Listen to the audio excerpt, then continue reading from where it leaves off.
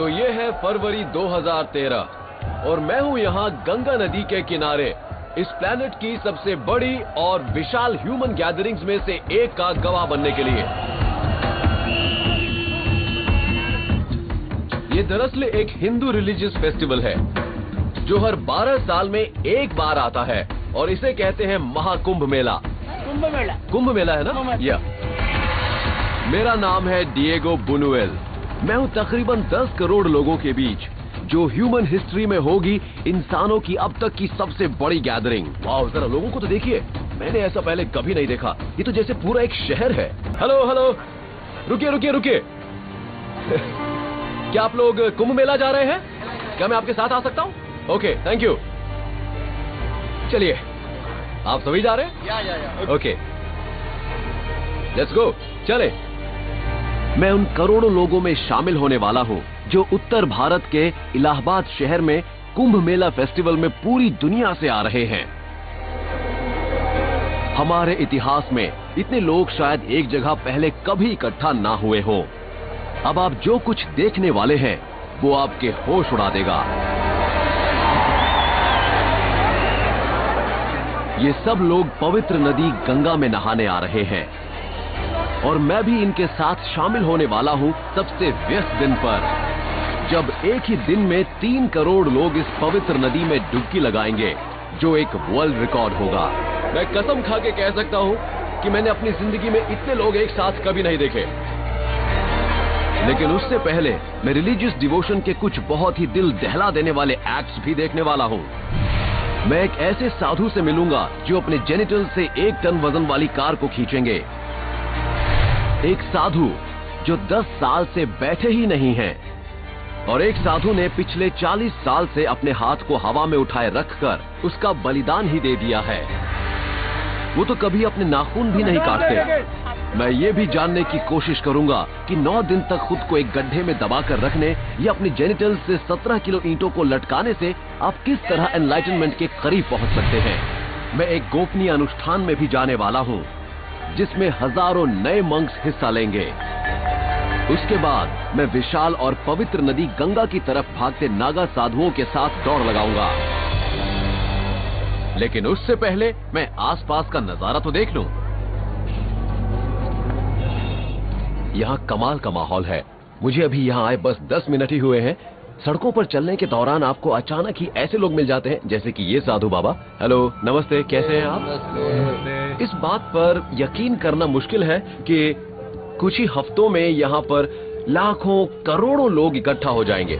मैं उस जगह पर हूँ जहाँ 55 दिन चलने वाला ये फेस्टिवल शुरू होने वाला है और ये सिर्फ 12 साल में एक बार ही होता है, जब सूर्य, चंद्र और बृहस्पति एक खास एस्ट्रोलॉजिकल अलाइनमेंट में होंगे तो लोग यहाँ बड़ी तादाद में पवित्र स्नान करने आएंगे। फिलहाल ये जगह थोड़ी खाली लग रही है, पर जल्द ही यहाँ पर 2, 3, 4, 7 या 10 करोड़ लोग भी देखने को मिल सकते हैं। पता नहीं उस वक्त लोग यहाँ पर कैसे चलेंगे, शायद इस तरह से। इस विशाल मेला मैदान को यहाँ पवित्र और महान नदी गंगा की तलहटी में बनाया गया है, जो सिर्फ सूखे के मौसम में ही नदी से बाहर आती है। देखिए, हमें इस बात को समझना होगा कि सिर्फ कुछ ही महीने पहले इस जगह का वजूद तक नहीं था। यहाँ दूर दूर तक जो कुछ भी नजर आ रहा है उस सब को बनाया गया है। ये सब निर्माण इस मेले की तैयारी के लिए किए गए हैं और कुंभ खत्म होने के बाद सिर्फ 2 महीनों के अंदर ही ये सब कुछ गायब हो जाएगा और ये जगह फिर से माँ गंगा का एक बड़ा सा रेतीला किनारा बन जाएगी। हिंदुओं के लिए ये नदी किसी जीती जागती देवी के समान है जिसका नाम है गंगा।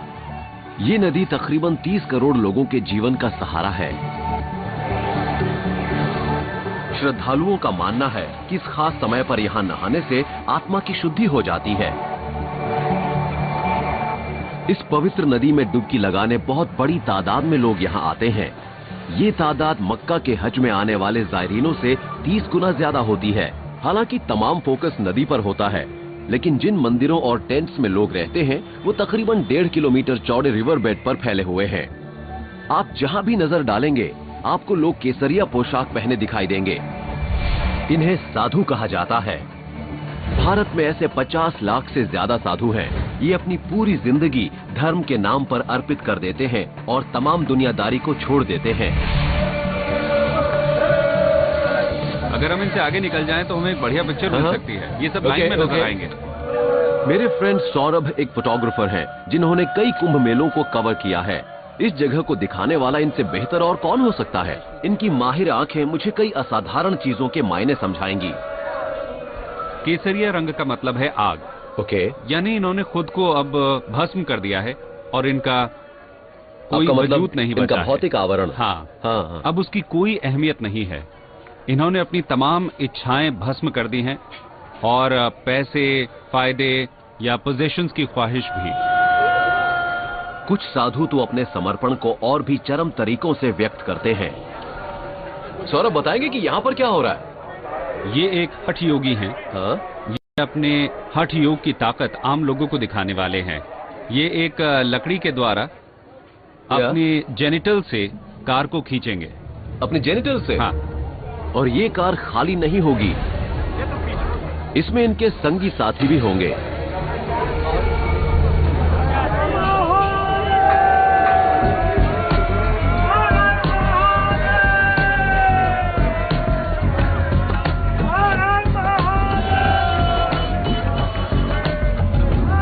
ये काम अपनी फोरस्किन को कई साल के दौरान खींच करके करते हैं और इस तरह से ये बात, ये इससे काफी वजन खींच सकते हैं। ये फोरस्किन होती है ना हाँ। कि जेनिटल्स। मैं तो कुछ और ही समझ रहा था।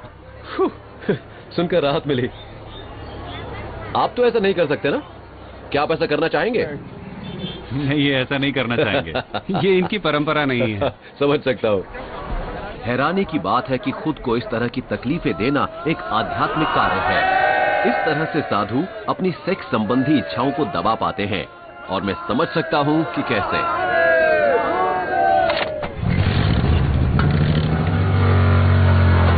कुंभ मेले को एक अचानक पैदा हुआ महानगर कहा जाता है। यहाँ 150 किलोमीटर से भी ज्यादा लंबी सड़कें बनाई गई हैं, तो इन्हें देखने का बस शायद एक ही तरीका है। ये जगह बहुत ही बड़ी, बहुत ही विशाल है। यहाँ 20 स्क्वायर किलोमीटर्स में ये टेंट, ये अलग अलग तरह के मंदिर बने हुए हैं। ये बात वाकई मेरे दिमाग को चकरा देती है कि ये तमाम जगह सिर्फ कुछ ही महीनों में तैयार कर दी गई। आपको ये सारे मंदिर दिखाई दे रहे हैं? ये बिल्कुल असली दिखते हैं, लेकिन इन्हें बनाने में इस्तेमाल हुए हैं बैम्बू और बहुत सारा पेपर, बिल्कुल बॉलीवुड की किसी मूवी सेट की तरह। साथ ही यहाँ 500 किलोमीटर लंबी पाइपलाइन और 700 किलोमीटर लंबी इलेक्ट्रिक केबलिंग भी बिछाई गई है। 18 टेम्पररी पॉन्टून ब्रिज बनाए गए हैं ताकि लाखों करोड़ों लोग गंगा को पार कर सकें। ये वाकई इंजीनियरिंग का गजब कारनामा है। जब भी मैं लोगों को बताता हूं कि मैं करोड़ों इंडियंस के साथ इस कमाल के रिलीजियस फेस्टिवल में जाने वाला हूं, तो लोगों का सबसे पहला सवाल होता है कि इतने सारे लोग टॉयलेट कहां जाते होंगे। तो पहले सवाल का जवाब, ये मामला इतना कॉम्प्लिकेटेड नहीं है। और दूसरा जवाब, वो असल में एक और सवाल है। कॉलेरा यानी हैजा जैसी बीमारियों को रोकने के लिए 40,000 से ज्यादा टॉयलेट्स बनाए गए हैं। यहाँ कोई टॉयलेट पेपर नहीं है, लेकिन ये जगह एकदम साफ है। इस जगह को इस्तेमाल किया जा सकता है। लेकिन इन शानदार फैसिलिटीज के बावजूद कुछ लोग खुले में ही ये काम करना पसंद करते हैं। Oh my God! उस शाम सौरभ मुझे इस फेस्टिवल वाली जगह के पास मौजूद कुछ एक पहाड़ियों में से एक पर ले गए। वाओ! जरा देखिए तो, कमाल का नजारा है। ये तो जैसे पूरा एक शहर है। हाँ बिल्कुल, तंबुओं वाला एक शहर। ये वाकई अद्भुत है। ये नजारा कमाल का है। हाँ। अब मैं इस मेले के महाविशाल आकार को बेहतर ढंग से समझ सकता हूँ। ये जगह इतनी बड़ी है कि अंतरिक्ष से भी नजर आ सकती है। वो वहाँ दूर आपको जो बड़ी सी नदी नजर आ रही है ना, वही यमुना नजर आ रहा है। यमुना नदी? हाँ, वही यमुना है। और वो उत्तर से दक्षिण की तरफ बहती नदी है गंगा। हिंदुओं का मानना है कि जहाँ देवी गंगा या गंगा नदी यमुना से मिलती है, वहीं इसका संगम एक अद्भुत नदी से होता है। ज्ञान की इस नदी को कहते हैं सरस्वती। इन तीन नदियों का जहां संगम माना जाता है, वहीं पर देवताओं और असुरों के बीच हुई पौराणिक लड़ाई के दौरान अमर कर देने वाले अमृत की एक बूंद गिरी थी। हिंदुओं के लिए मेले के दौरान ये पृथ्वी की सबसे पवित्र जगह है। कुछ दिनों बाद पूरे चांद और ग्रहों की एक खास स्थिति की वजह से लाखों करोड़ों लोग विशाल और पवित्र नदी गंगा की ओर अपने पहले स्नान के लिए बढ़ने लगते हैं और मैं भी इस दौरान यहीं पर मौजूद हूँ। मैं इनके साथ होना चाहता हूँ, लेकिन जैसा कि मुझे पता चल रहा है, कुंभ मेले की इस भीड़ में इतनी कमाल की गतिविधियों के बीच आगे बढ़ना इतना आसान नहीं होता। मैं जानता हूँ कि ये सब देखना काफी अनूठा है, लेकिन भारत में ये एक परंपरा है। पर हाँ, सरकार ने इस पर पाबंदी जरूर लगा रखी है। भारतीय कोबरा का विष किसी इंसान की जान सिर्फ 30 मिनट में ले सकता है। ओ, ये तो एक कोबरा है। ओ, तो पैसे देने होंगे। ये कोबरा है।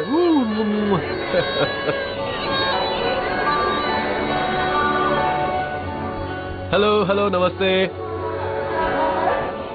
मेरे पहुंचने तक भीड़ बढ़ने लगी है। अपनी जिंदगी में मैंने इतने लोग पहले कभी नहीं देखे।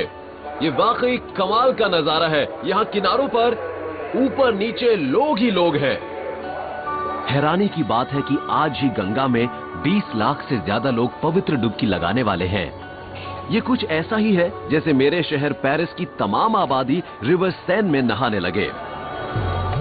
हेलो, कैसे हैं आप? क्या आपने आज पवित्र स्नान किया? जी किया। ओह, आपके हाथ तो बहुत ठंडे हैं। इनके हाथ जमे जा रहे हैं, यानी पानी बहुत ठंडा होगा। आप यहाँ आकर खुश हैं? जी, मैं बहुत खुश हूँ। अच्छा। हाँ, मैं बहुत खुश हूँ। ये कह रही है कि मैं अपनी बेटी, अपने बेटे और कई लोगों के नाम की भी डुबकी लगा लूँ। ये परंपरा ऐसी मैं देख रहा हूँ लोगों को कि जी। वो बार बार डुबकी लगा रहे हैं, यानी आपकी हर डुबकी किसी और के लिए है। समझ गया। मैं अभी परिवार में दूसरे लोगों को भी आशीर्वाद देने के लिए डुबकी लगाने के आइडिया को समझ ही रहा था कि तभी ढेर सारे पुलिस वाले किसी श्राप की तरह मुझ पर टूट पड़े। जी जी जी, बिल्कुल ठीक, बिल्कुल ठीक। लेकिन हमारे पास इजाजत है सर। ठीक है, जैसा आप कहेंगे हम करेंगे, नो प्रॉब्लम। देखिए, जाहिर है कि ये एक धार्मिक उत्सव है और हम उन लोगों को परेशान नहीं कर सकते जो यहाँ धार्मिक उद्देश्यों से ही आए हैं। तो हमें 100 मीटर की दूरी पर ही रहना होगा। लेकिन बोट तो है, अब मैं बोट का इस्तेमाल करूंगा। मैं बोट के जरिए ही यहाँ पर घूमूंगा।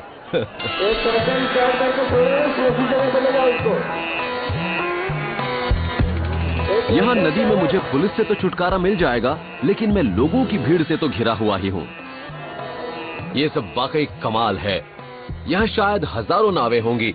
ये पूरी नदी में चारों ओर फैली हुई हैं। कैसे हैं आप?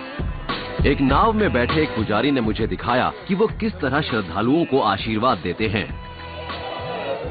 3 नारियल। इन्होंने मुझे बताया कि नारियल दरअसल पवित्रता का एक हिंदू प्रतीक है। इन्हें लग रहा है कि मुझे इनकी काफी जरूरत है। और नारियल। Okay okay okay okay. इसके बाद इन्होंने गंगा के पवित्र पानी से मुझे आशीर्वाद दिया। मेरी फैमिली बहुत छोटी है।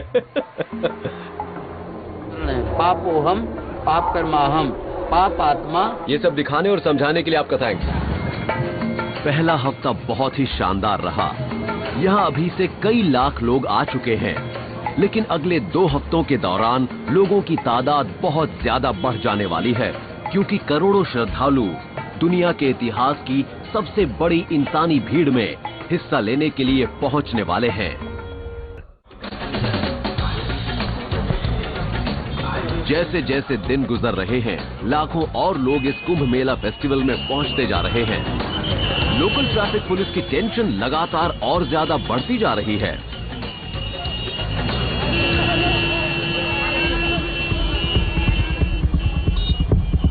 इस हिंदू फेस्टिवल के दौरान यहाँ मीट या शराब का इस्तेमाल बिल्कुल नहीं होता, लेकिन यहाँ मौजूद लोगों के लिए जितनी दाल, चावल, चपातियों और सब्जियों की जरूरत पड़ती है, उसका हिसाब तो दिमाग चकरा देता है।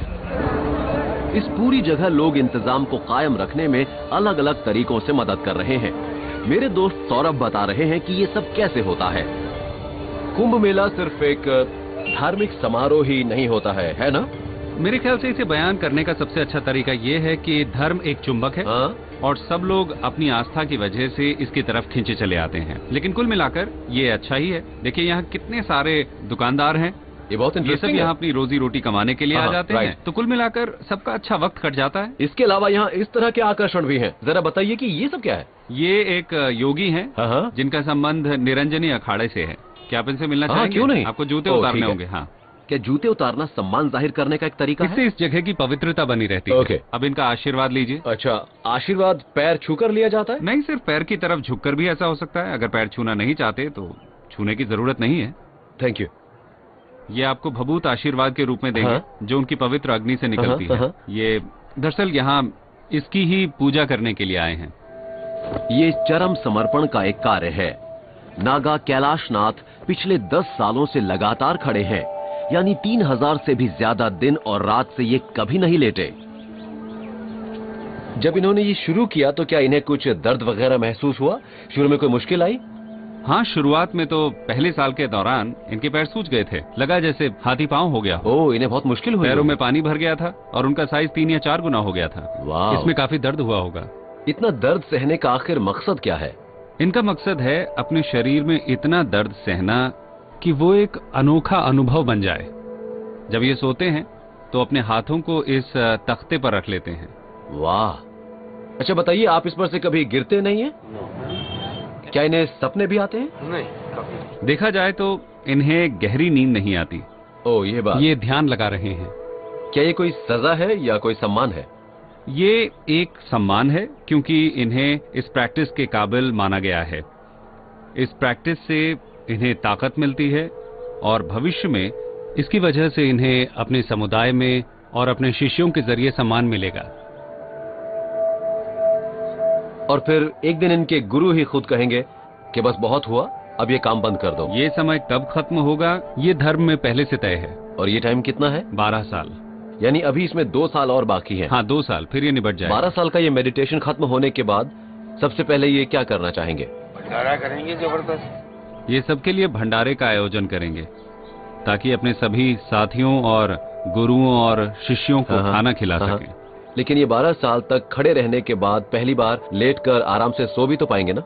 हाँ, फिर करेंगे भजन गुरु महाराज का। फिर ये कह रहे हैं हाँ, प्रार्थना शुरू करेंगे और इनकी जिंदगी आसान हो जाएगी। हाँ, आसान हो जाएगी। बहुत बढ़िया, आपका बहुत बहुत धन्यवाद। Thank you. अपने शरीर को इतनी तकलीफ देकर नागा कैलाशनाथ अपने इस भौतिक शरीर को दिव्य लोक ले जाने की कोशिश में हैं। वाकई इससे ऐसा लगता है कि शरीर को कष्ट दिए बिना आध्यात्मिक लाभ नहीं होता।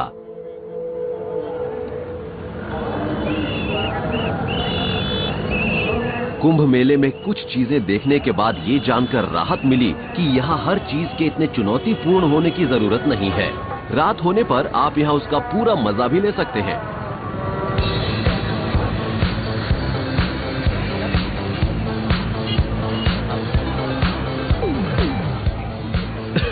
यहाँ रात का माहौल तो बहुत अच्छा लग रहा है, क्योंकि ये एकदम अलग एक्सपीरियंस है।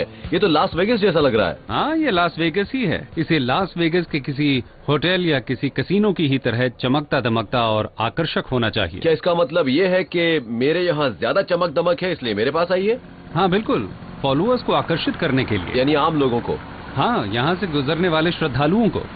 तो यहाँ जो मुख्य दरवाजे या मंदिर नजर आ रहे हैं, वो हिंदू धर्म को समझने का एक अलग तरीका है? सही कहा, ये इस धर्म के अंदर मौजूद एक अलग अनुशासन है। तो हम ये कह सकते हैं कि ये एक ऐसा लास वेगस है जिसमें कोई पाप नहीं है? नहीं, ये पापों को धोने वाले लास वेगस जैसा यानी है। आप बाहर जो मर्जी करें, यहाँ आकर सब धुल जाता है। हाँ। सौरभ अब मेरा परिचय एक अलग तरह के साधु से करवा रहे हैं, जो अपनी पवित्र अग्नि के आसपास बैठे हैं। ये हैं नागा साधु।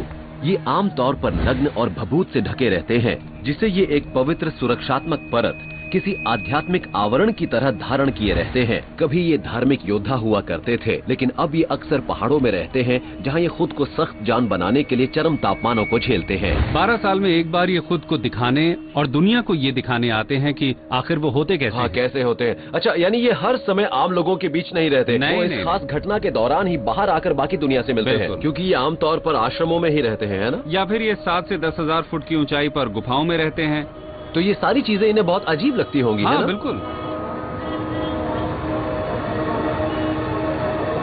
मुझे पूरी रात नागा साधुओं की अजीब सी छवि सपने में आकर डराती रही, और मैं उनके बारे में और ज्यादा जानना चाहता हूँ। तो सौरभ ने मुझे एक ऐसे गुप्त अनुष्ठान में हिस्सा लेने की खास इजाजत दिला दी है, जिसमें बाहरी लोगों को आने नहीं दिया जाता। सौरभ, ये क्या है? यहाँ पर हो क्या रहा है? ये इनकी इनिशिएशन सेरेमनी है। ये सब आज साधु बनने वाले हैं। इससे पहले कि आप नागा साधु या बाबा बन सकें, आपको अपने परिवार से रिश्ता तोड़कर किसी गुरु का शिष्य बनना पड़ता है। अगर आप इसके बारे में ज्यादा जानकारी पाना चाहते हैं तो आपको किसी नागा साधु से मिलना पड़ेगा, हाँ। जो आपको इस बारे में ज्यादा अच्छे ढंग से बता पाएगा। ओ, यानी किसी असली साधु से? हाँ बिल्कुल। ओ, आई सी। राज राजेश्वर जी, ओम नमो नारायण। नमो नारायण। नमो नारायण। कैसे हैं आप? ये डिएगो जी हैं। नमस्कार। अच्छा, मिलकर खुशी कैसे हुई। हैं आप? अच्छा हूँ। राज राजेश्वर गिरी पिछले 16 सालों से एक नागा साधु हैं। वो यहाँ के एक सबसे बड़े धार्मिक समूह का हिस्सा है, जिसका नाम है जूना अखाड़ा। इस अखाड़े के नागा साधु खास तौर पर बहुत उग्र होते हैं। आज एक बहुत ही खास दिन है। यहाँ जितने भी लोग मौजूद हैं वो सभी राज राजेश्वर की तरह एक बाबा बनना चाहते हैं, है ना? हाँ, ये इनिशिएशन के लिए ओ, है। ये इनिशिएशन है। पर यहाँ पर तो कुछ कम उम्र के लड़के भी हैं और कुछ बड़ी उम्र के लोग भी शामिल हैं। ये सबके लिए है। बड़ी उम्र होने पर भी बाबा बना जा सकता है? हाँ, कभी भी ओ, कभी भी बाबा बन सकते हैं। अब क्या हो रहा है? अब सब ये लोग जा रहे हैं।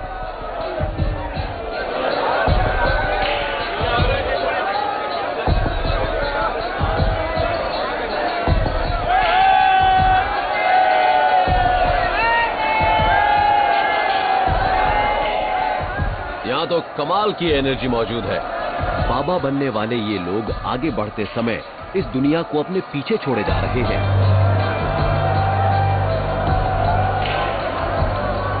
अपने लंगोट के अलावा इन्होंने तमाम कपड़े छोड़ दिए हैं और लंगोट को ये तब छोड़ेंगे जब पूरे नागा साधु बन जाएंगे। अब ये सारे बाबा कहाँ जा रहे हैं? अब ये सब के सब बाबा शेविंग कंपार्टमेंट में जा रहे हैं। Shaving compartment?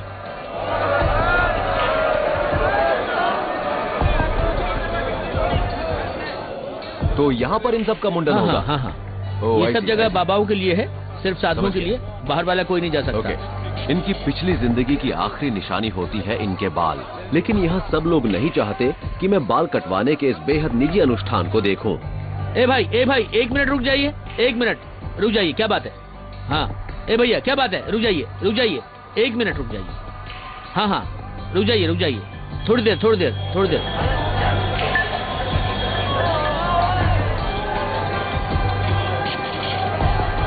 अब इन सभी ने अपने बाल शेव करवा लिए हैं और ये गंगा में स्नान करने के लिए जा रहे हैं। लेकिन यहाँ एक समझने वाली बात ये है कि हम यहाँ पर वही अनुष्ठान देख रहे हैं जो हिंदू मृत्यु के समय करते हैं, क्योंकि इस वक्त ये खुद अपनी मृत्यु की ही नकल कर रहे हैं, क्योंकि अब ये एक नया जीवन शुरू कर रहे हैं। इनका पुनर्जन्म हो रहा है। कुंभ मेला खत्म होने तक शायद 10,000 इनिशिएट साधुओं के तौर पर अपनी नई जिंदगियां शुरू कर देंगे।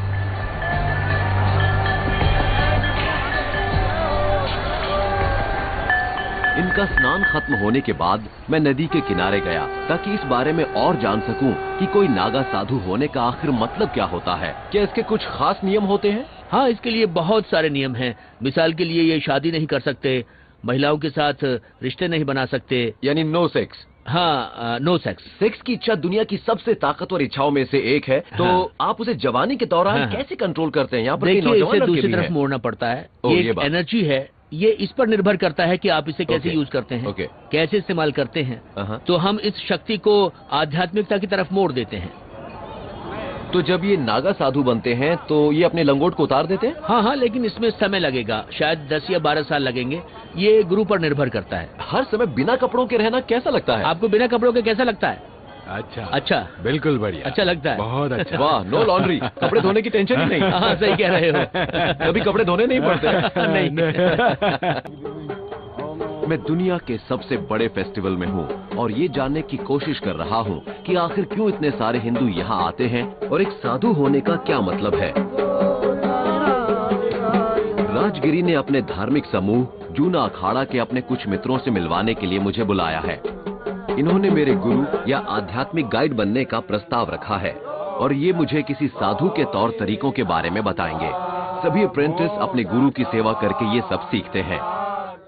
क्रोधे काजतुरंगा हस्ती वो चढ़े शिव शंकर जी का।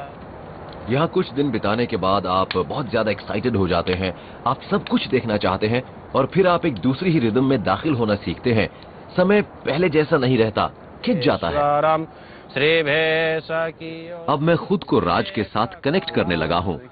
फेस्टिवल में 2 हफ्ते बिताने के बाद अब मैं यहाँ किसी बाहरी शख्स जैसा महसूस नहीं कर रहा हूँ। यहाँ मैं पूरे सुकून से हूँ, कोयले जल रहे हैं, मेरे पास कंबल भी है और सबसे बड़ी बात, मेरे पास मेरे बाबा हैं। मुझे विश्वास है कि रात में मुझे बहुत ही खूबसूरत सपने आएंगे।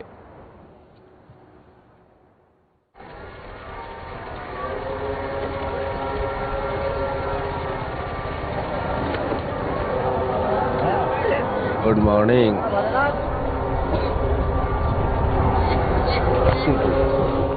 Good morning. Good morning Diego. बहुत मजा आया, मुझे काफी आराम मिला। सुबह शायद 4 बजे ऊंचे स्वर में मंत्र पढ़े जा रहे थे, तब मैंने अपने कानों में ईयर प्लग्स लगा लिए थे, उससे मेरा काम चल गया। लेकिन अब जो आवाजें आ रही हैं उनसे मुझे बहुत ही सुकून मिल रहा है।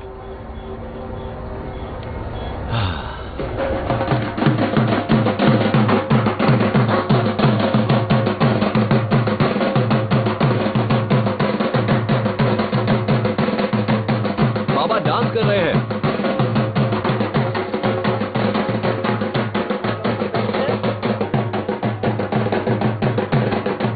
इस सब पर मुझे यकीन नहीं हो रहा है।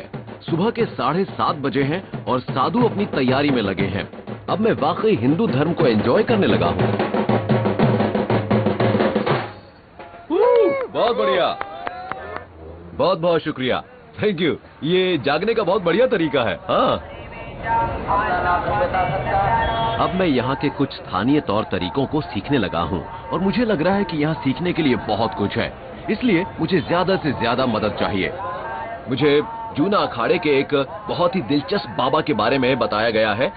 ये बाबा कैलिफोर्निया से हैं और ये सिर्फ कैलिफोर्निया से ही नहीं, ये तो बेवर्ली हिल्स से हैं और इन्हें यहाँ बेवर्ली हिल्स बाबा के नाम से भी जाना जाता है, तो मैं इनसे मिलना चाहता हूँ।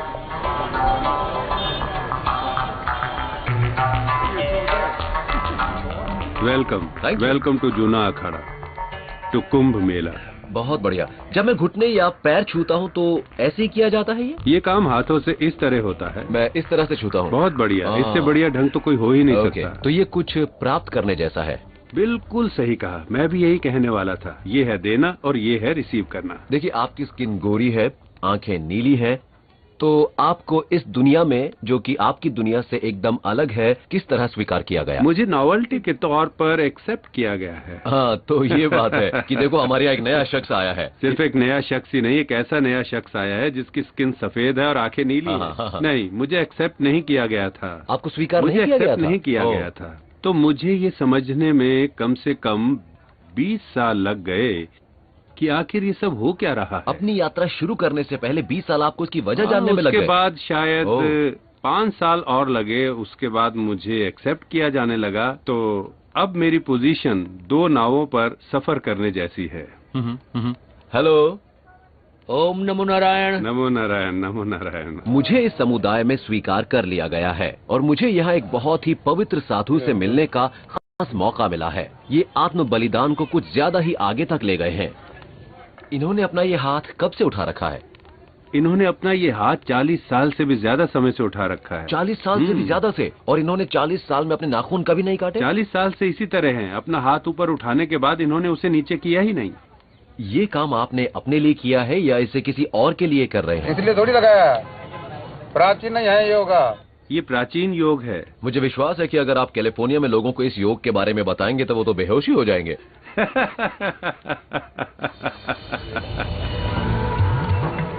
अभी तक कुंभ मेले में 2 करोड़ से ज्यादा लोग गंगा में स्नान कर चुके हैं, यानी ऑस्ट्रेलिया की पूरी आबादी के बराबर। लेकिन सबसे शानदार घटना तो होनी अभी बाकी है। कुंभ मेले के मुख्य स्नान वाला दिन बस अब कुछ ही दिन दूर है और यहाँ रोजाना लाखों करोड़ों लोग आते ही जा रहे हैं और ये तादाद रोज बढ़ती ही जा रही है। यहाँ बड़ी तादाद में आ रहे लोगों से जुड़ा तनाव हर किसी पर अपना असर डाल रहा है। एक खास साधु नागा सरस्वती पर तो ये दबाव हद से ज्यादा हो गया है। पता नहीं कि यहाँ पर क्या हो रहा है, लेकिन पुलिस को बुलाया गया है। वहाँ उस तरफ कोई हंगामा हो रहा है।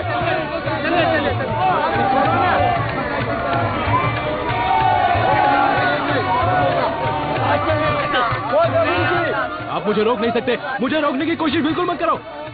तुम मेरे साथ ऐसा कैसे कर सकते हो? एक साधु 10 फुट गहरे इस गड्ढे में 9 दिन के लिए रहना चाहता है। उसे ना ऑक्सीजन मिलेगी, ना पानी और ना ही खाना। ऐसा करने से इनकी जान खतरे में पड़ सकती है, इसलिए पुलिस आ पहुंची है। क्या ये साधु बाबा जमीन के नीचे 9 दिनों तक हमारी जिंदा चिंता रह इसी पाएंगे? बात को लेकर है, भला कोई इंसान बिना ब्रेक लिए लगातार इतने दिन कैसे जी सकता है? हाँ, बिल्कुल बिल्कुल। आज मैं अपना शरीर त्यागने वाला हूँ। मैं अपनी माँ की दूध की कसम खाता हूँ। ये मेरा भाग्य है कि मैं निर्वस्त्र नागा साधु बनूंगा। मैं आपके आगे हाथ जोड़ता हूँ, कृपया हमारे देश का अपमान मत कीजिएगा। हर कुंभ मेले में लोगों की जानें जाती ही हैं, लेकिन पुलिस ऐसे हादसों को टालना चाहती है जो टाले जा सकते हैं। पुलिस गड्ढे में मिट्टी भरने का हुक्म देती है। मुझे नहीं पता कि ये साधु बाबा जिंदा कैसे बचते। मैं मेडिटेशन को समझ सकता हूँ, दिल की धड़कन और नब्ज को घटाने की बात भी समझ में आती है, लेकिन 9 दिनों तक जमीन में जिंदा दबे रहना, ये बात मेरी समझ में नहीं आई।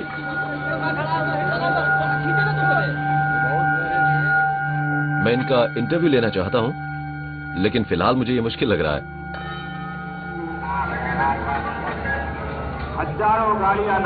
कुछ घंटों बाद मैं दोबारा इन साधु का इंटरव्यू लेने की कोशिश करता हूं। बाबा जी। हेलो। हेलो। ओके। क्या हुआ? क्या बात है? नागा सरस्वती ने मुझे बताया कि जमीन में खुद को जिंदा दबाने के उनके काम में देरी की जा रही है, लेकिन वो अब भी दुनिया को दिखाना चाहते हैं कि वो कुछ सुपर ह्यूमन कारनामे कर सकते हैं।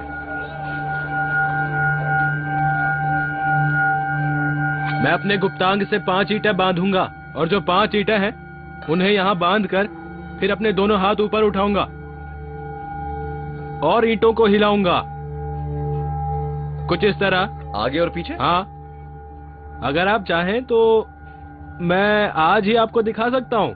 मैं अपने गुप्तांग के बजाय अपने दिमाग को कहीं और फोकस करता हूँ। खुद को हठ नागा साधु साबित करने के लिए आपको 17 किलो वजन की 5 ईंटें उठानी होती हैं। ये मेरा तुमसे चैलेंज है। चैलेंज है ये, चैलेंज। ओह गॉड।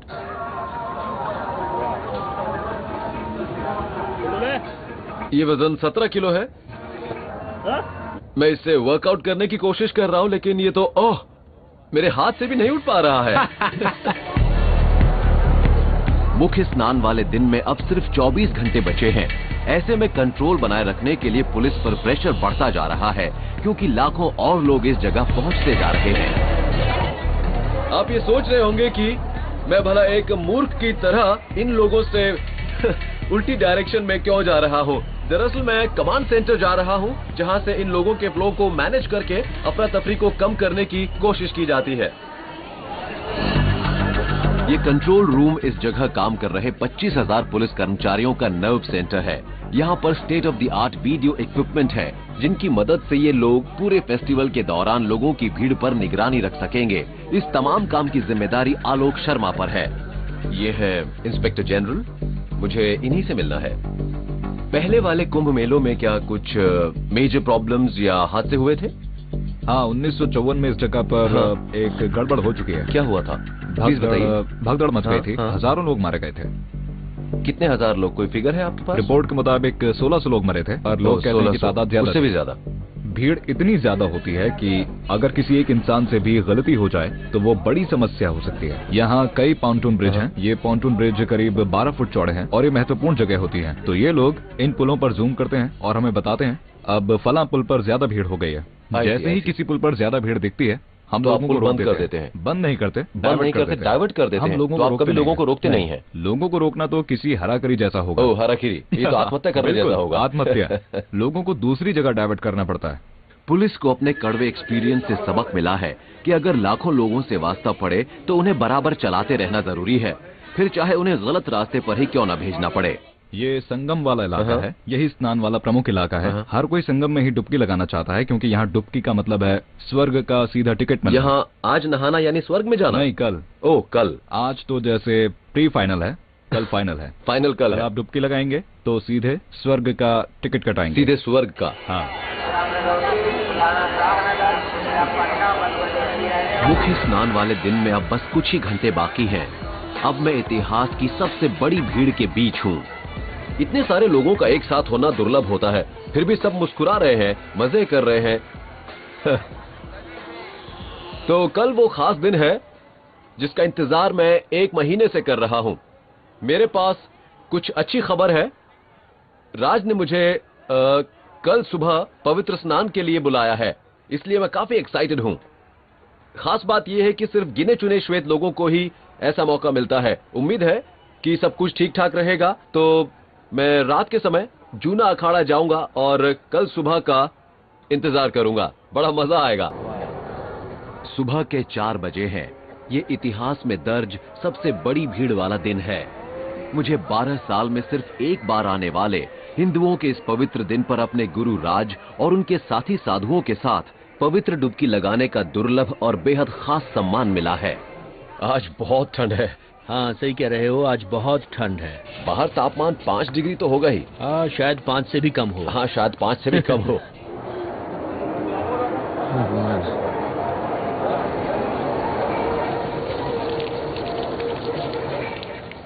बहुत ठंड है। मैंने स्वेटर और सॉक्स पहन रखी हैं। मैंने ब्लैंकेट भी ओढ़ रखा है, लेकिन ये लोग बिना कपड़ों के हैं और ठंडे पानी से नहा रहे हैं।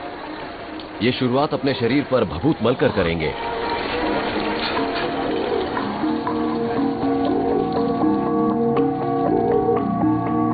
भभूत दरअसल देवताओं द्वारा मुहैया कराया जाने वाला बचाव का एक प्रतीकात्मक रूप है। ठंड इतनी ज्यादा है कि नागा शरीर की गर्मी बनाए रखने के लिए दंड बैठक और व्यायाम कर रहे हैं।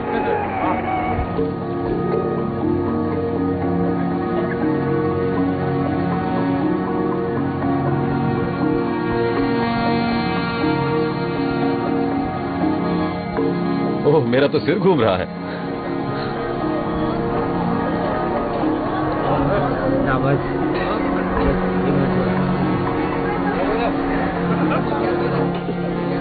ये शायद इन बाबाओं के लिए सबसे खुशी वाला दिन है। हाँ बिल्कुल। इसका मतलब ये है कि उन्हें अपना ईश्वर मिल गया है। ओ। हर हर महादेव।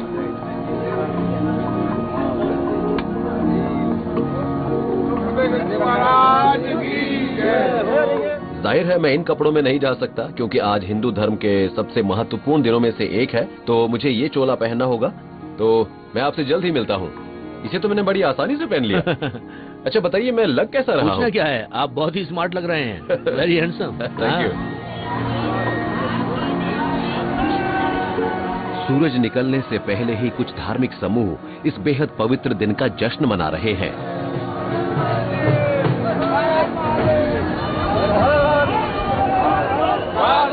सबसे महत्वपूर्ण धार्मिक लोग सिंहासनों पर बैठते हैं।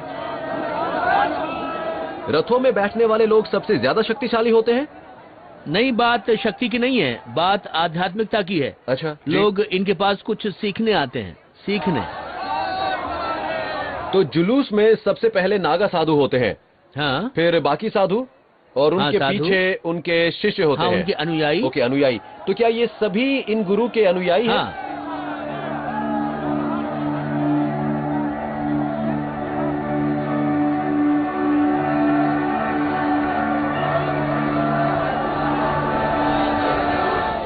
मुझे कहना पड़ेगा कि नमस्ते नमस्ते।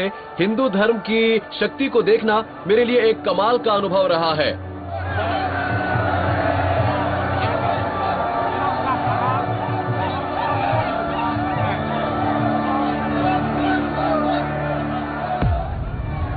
लेकिन मुख्य आकर्षण है नागा साधुओं की दौड़। ये लोग खास तौर पर बनाए गए एक रास्ते से होकर गंगा के सबसे पवित्र हिस्से की तरफ दौड़ते हैं। यहाँ थोड़ा डर का माहौल है क्योंकि जब हजारों नागा साधु यहाँ से दौड़ते हुए आएंगे तो खुद को बचाने के लिए यहाँ से हट जाने में ही समझदारी है। पुलिस को इस रास्ते से लोगों की भीड़ हटानी है और वो मुझसे भी साफ साफ कह देते हैं कि मैं हट जाऊं। आप तूफान से पहले की शांति का अनुभव कर सकते हैं। जी हाँ, तूफान से पहले की शांति। हाँ।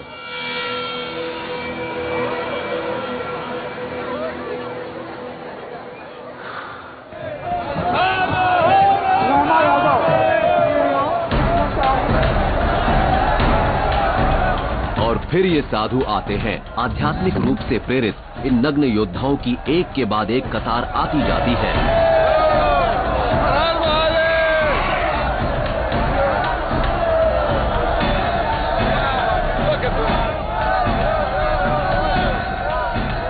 ओ जरा इन्हें देखिए तो, ये किसी फौज की तरह है।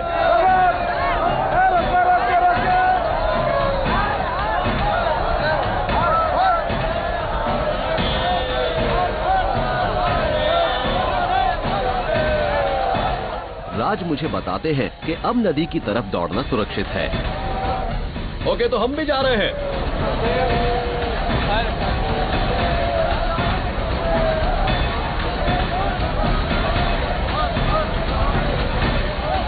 आखिरकार उगते सूरज के समय हम हजारों लोग गंगा नदी के किनारों पर इकट्ठे हो जाते हैं।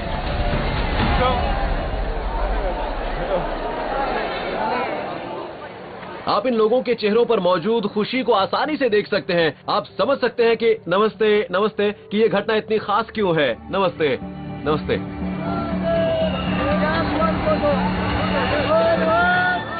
अब मेरे लिए सिर्फ एक ही काम बचा है और वो है उन लाखों करोड़ों लोगों में शामिल हो जाना जो इस पवित्र नदी में डुबकी लगाकर आशीर्वाद लेने के लिए यहाँ आए हैं। हम उस धार्मिक बल के जरिए एकजुट हो गए हैं जिसे अब मैं आखिरकार समझ सकता हूँ। पानी बहुत ठंडा है।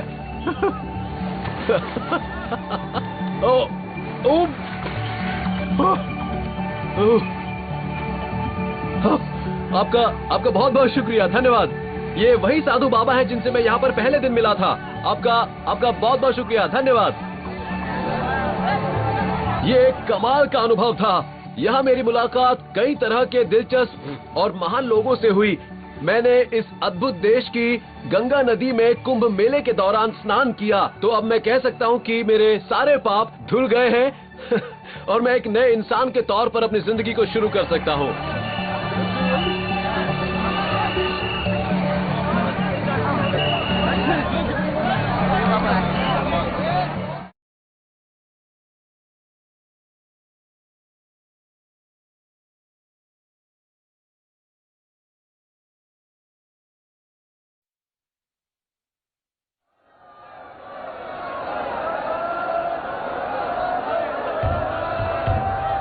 तो ये है फरवरी 2013 और मैं हूं यहाँ गंगा नदी के किनारे इस प्लेनेट की सबसे बड़ी और विशाल ह्यूमन गैदरिंग्स में से एक का गवाह बनने के लिए।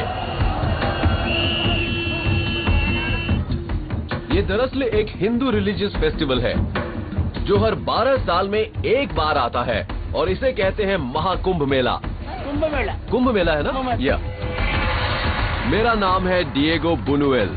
मैं हूं तकरीबन 10 करोड़ लोगों के बीच जो ह्यूमन हिस्ट्री में होगी इंसानों की अब तक की सबसे बड़ी गैदरिंग। वाह, जरा लोगों को तो देखिए, मैंने ऐसा पहले कभी नहीं देखा। ये तो जैसे पूरा एक शहर है। हेलो हेलो, रुकिए रुकिए रुकिए। क्या आप लोग कुंभ मेला जा रहे हैं? क्या मैं आपके साथ आ सकता हूँ? Okay, thank you. चलिए, आप सभी जा रहे हैं? या। ओके, लेट्स गो, चले। मैं उन करोड़ों लोगों में शामिल होने वाला हूँ जो उत्तर भारत के इलाहाबाद शहर में कुंभ मेला फेस्टिवल में पूरी दुनिया से आ रहे हैं। हमारे इतिहास में इतने लोग शायद एक जगह पहले कभी इकट्ठा ना हुए हों। अब आप जो कुछ देखने वाले हैं वो आपके होश उड़ा देगा। ये सब लोग पवित्र नदी गंगा में नहाने आ रहे हैं और मैं भी इनके साथ शामिल होने वाला हूँ सबसे व्यस्त दिन पर, जब एक ही दिन में 3 करोड़ लोग इस पवित्र नदी में डुबकी लगाएंगे, जो एक वर्ल्ड रिकॉर्ड होगा। मैं कसम खा के कह सकता हूँ कि मैंने अपनी जिंदगी में इतने लोग एक साथ कभी नहीं देखे। लेकिन उससे पहले मैं रिलीजियस डिवोशन के कुछ बहुत ही दिल दहला देने वाले एक्ट्स भी देखने वाला हूँ। मैं एक ऐसे साधु से मिलूंगा जो अपने जेनिटल से 1 टन वजन वाली कार को खींचेंगे। एक साधु जो 10 साल से बैठे ही नहीं हैं और एक साधु ने पिछले 40 साल से अपने हाथ को हवा में उठाए रखकर उसका बलिदान ही दे दिया है। वो तो कभी अपने नाखून भी नहीं काटते। मैं ये भी जानने की कोशिश करूंगा कि 9 दिन तक खुद को एक गड्ढे में दबाकर रखने या अपनी जेनिटल्स से 17 किलो ईंटों को लटकाने से आप किस तरह एनलाइटनमेंट के करीब पहुंच सकते हैं। मैं एक गोपनीय अनुष्ठान में भी जाने वाला हूं, जिसमें हजारों नए मंक्स हिस्सा लेंगे। उसके बाद मैं विशाल और पवित्र नदी गंगा की तरफ भागते नागा साधुओं के साथ दौड़ लगाऊंगा। लेकिन उससे पहले मैं आसपास का नजारा तो देख लूं। यहाँ कमाल का माहौल है। मुझे अभी यहाँ आए बस 10 मिनट ही हुए हैं। सड़कों पर चलने के दौरान आपको अचानक ही ऐसे लोग मिल जाते हैं, जैसे कि ये साधु बाबा। हेलो, नमस्ते, कैसे हैं आप? इस बात पर यकीन करना मुश्किल है कि कुछ ही हफ्तों में यहाँ पर लाखों करोड़ों लोग इकट्ठा हो जाएंगे। मैं उस जगह पर हूँ जहाँ 55 दिन चलने वाला ये फेस्टिवल शुरू होने वाला है, और ये सिर्फ 12 साल में एक बार ही होता है, जब सूर्य, चंद्र और बृहस्पति एक खास एस्ट्रोलॉजिकल अलाइनमेंट में होंगे तो लोग यहाँ बड़ी तादाद में पवित्र स्नान करने आएंगे। फिलहाल ये जगह थोड़ी खाली लग रही है, पर जल्द ही यहाँ पर 2, 3, 4, 7 या 10 करोड़ लोग भी देखने को मिल सकते हैं। पता नहीं उस वक्त लोग यहाँ पर कैसे चलेंगे, शायद इस तरह से। इस विशाल मेला मैदान को यहाँ पवित्र और महान नदी गंगा की तलहटी में बनाया गया है, जो सिर्फ सूखे के मौसम में ही नदी से बाहर आती है। देखिए, हमें इस बात को समझना होगा कि सिर्फ कुछ ही महीने पहले इस जगह का वजूद तक नहीं था। यहाँ दूर दूर तक जो कुछ भी नजर आ रहा है उस सब को बनाया गया है। ये सब निर्माण इस मेले की तैयारी के लिए किए गए हैं, और कुंभ खत्म होने के बाद सिर्फ 2 महीनों के अंदर ही ये सब कुछ गायब हो जाएगा और ये जगह फिर से माँ गंगा का एक बड़ा सा रेतीला किनारा बन जाएगी। हिंदुओं के लिए ये नदी किसी जीती जागती देवी के समान है, जिसका नाम है गंगा। ये नदी तकरीबन 30 करोड़ लोगों के जीवन का सहारा है। श्रद्धालुओं का मानना है कि इस खास समय पर यहाँ नहाने से आत्मा की शुद्धि हो जाती है। इस पवित्र नदी में डुबकी लगाने बहुत बड़ी तादाद में लोग यहाँ आते हैं। ये तादाद मक्का के हज में आने वाले जायरीनों से 30 गुना ज्यादा होती है।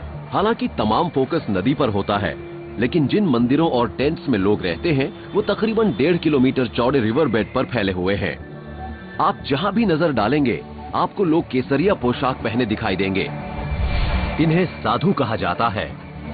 भारत में ऐसे 50 लाख से ज्यादा साधु हैं। ये अपनी पूरी जिंदगी धर्म के नाम पर अर्पित कर देते हैं और तमाम दुनियादारी को छोड़ देते हैं। अगर हम इनसे आगे निकल जाएं तो हमें एक बढ़िया पिक्चर मिल सकती है। ये सब लाइन में नजर आएंगे। मेरे फ्रेंड सौरभ एक फोटोग्राफर हैं, जिन्होंने कई कुंभ मेलों को कवर किया है। इस जगह को दिखाने वाला इनसे बेहतर और कौन हो सकता है। इनकी माहिर आंखें मुझे कई असाधारण चीजों के मायने समझाएंगी। केसरिया रंग का मतलब है आग। ओके, यानी इन्होंने खुद को अब भस्म कर दिया है और इनका कोई मतलब वजूद नहीं बचा इनका है। भौतिक आवरण। हाँ। अब उसकी कोई अहमियत नहीं है। इन्होंने अपनी तमाम इच्छाएं भस्म कर दी हैं, और पैसे, फायदे या पोजीशंस की ख्वाहिश भी। कुछ साधु तो अपने समर्पण को और भी चरम तरीकों से व्यक्त करते हैं। सौरभ बताएंगे कि यहाँ पर क्या हो रहा है? ये एक हठ योगी हैं। ये अपने हठ योग की ताकत आम लोगों को दिखाने वाले हैं। ये एक लकड़ी के द्वारा अपनी जेनिटल से कार को खींचेंगे। अपनी जेनिटल से? हाँ।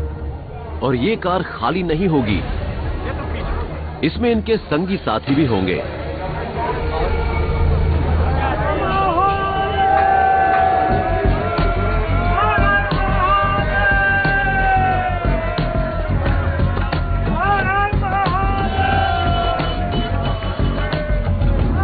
ये काम अपनी फोरस्किन को कई साल के दौरान खींच करके करते हैं, और इस तरह से ये बात, ये इससे काफी वजन खींच सकते हैं। ये फोरस्किन होती है, ना कि जेनिटल्स। मैं तो कुछ और ही समझ रहा था।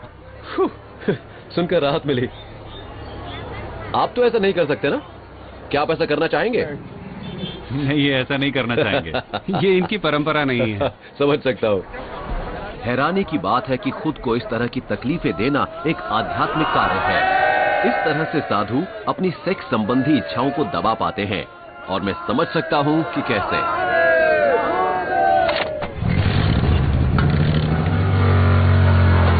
कुंभ मेले को एक अचानक पैदा हुआ महानगर कहा जाता है। यहाँ 150 किलोमीटर से भी ज्यादा लंबी सड़कें बनाई गई हैं। तो इन्हें देखने का बस शायद एक ही तरीका है। ये जगह बहुत ही बड़ी, बहुत ही विशाल है। यहाँ 20 स्क्वायर किलोमीटर्स में ये टेंट्स, ये अलग अलग तरह के मंदिर बने हुए हैं। ये बात वाकई मेरे दिमाग को चकरा देती है कि ये तमाम जगह सिर्फ कुछ ही महीनों में तैयार कर दी गई। आपको ये सारे मंदिर दिखाई दे रहे हैं? ये बिल्कुल असली दिखते हैं, लेकिन इन्हें बनाने में इस्तेमाल हुए हैं बैम्बू और बहुत सारा पेपर, बिल्कुल बॉलीवुड की किसी मूवी सेट की तरह। साथ ही यहाँ 500 किलोमीटर लंबी पाइपलाइन और 700 किलोमीटर लंबी इलेक्ट्रिक केबलिंग भी बिछाई गई है। 18 टेम्पररी पॉन्टून ब्रिज बनाए गए हैं ताकि लाखों करोड़ों लोग गंगा को पार कर सकें। ये वाकई इंजीनियरिंग का गजब कारनामा है। जब भी मैं लोगों को बताता हूं कि मैं करोड़ों इंडियंस के साथ इस कमाल के रिलीजियस फेस्टिवल में जाने वाला हूं, तो लोगों का सबसे पहला सवाल होता है कि इतने सारे लोग टॉयलेट कहां जाते होंगे। वेल, तो पहले सवाल का जवाब, ये मामला इतना कॉम्प्लिकेटेड नहीं है, और दूसरा जवाब वो असल में एक और सवाल है। कॉलरा यानी हैजा जैसी बीमारियों को रोकने के लिए 40,000 से ज्यादा टॉयलेट्स बनाए गए हैं। वेल, यहाँ कोई टॉयलेट पेपर नहीं है, लेकिन ये जगह एकदम साफ है। इस जगह को इस्तेमाल किया जा सकता है। लेकिन इन शानदार फैसिलिटीज के बावजूद कुछ लोग खुले में ही ये काम करना पसंद करते हैं। Oh my God! उस शाम सौरभ मुझे इस फेस्टिवल वाली जगह के पास मौजूद कुछ एक पहाड़ियों में से एक पर ले गए। वाओ! जरा देखिए तो, कमाल का नजारा है। ये तो जैसे पूरा एक शहर है। हाँ बिल्कुल, तंबुओं वाला एक शहर। ये वाकई अद्भुत है।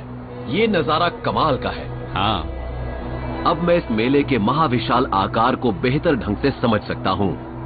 ये जगह इतनी बड़ी है कि अंतरिक्ष से भी नजर आ सकती है। वो वहाँ दूर आपको जो बड़ी सी नदी नजर आ रही है ना, वही यमुना है। नजर आ रहा है, यमुना नदी। हाँ, वही यमुना है। और वो उत्तर से दक्षिण की तरफ बहती नदी है गंगा। हिंदुओं का मानना है कि जहाँ देवी गंगा या गंगा नदी यमुना से मिलती है, वहीं इसका संगम एक अद्भुत नदी से होता है। ज्ञान की इस नदी को कहते हैं सरस्वती। इन तीन नदियों का जहाँ संगम माना जाता है, वहीं पर देवताओं और असुरों के बीच हुई पौराणिक लड़ाई के दौरान अमर कर देने वाले अमृत की एक बूंद गिरी थी। हिंदुओं के लिए मेले के दौरान ये पृथ्वी की सबसे पवित्र जगह है।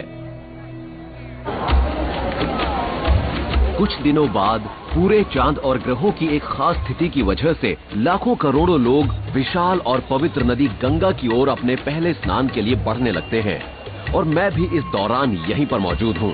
मैं इनके साथ होना चाहता हूँ, लेकिन जैसा कि मुझे पता चल रहा है, कुंभ मेले की इस भीड़ में इतनी कमाल की गतिविधियों के बीच आगे बढ़ना इतना आसान नहीं होता। मैं जानता हूं कि ये सब देखना काफी अनूठा है, लेकिन भारत में ये एक परंपरा है। पर हाँ, सरकार ने इस पर पाबंदी जरूर लगा रखी है। भारतीय कोबरा का विष किसी इंसान की जान सिर्फ 30 मिनट में ले सकता है। ओ, ये तो एक कोबरा है। ओ, तो पैसे देने होंगे। ये कोबरा है।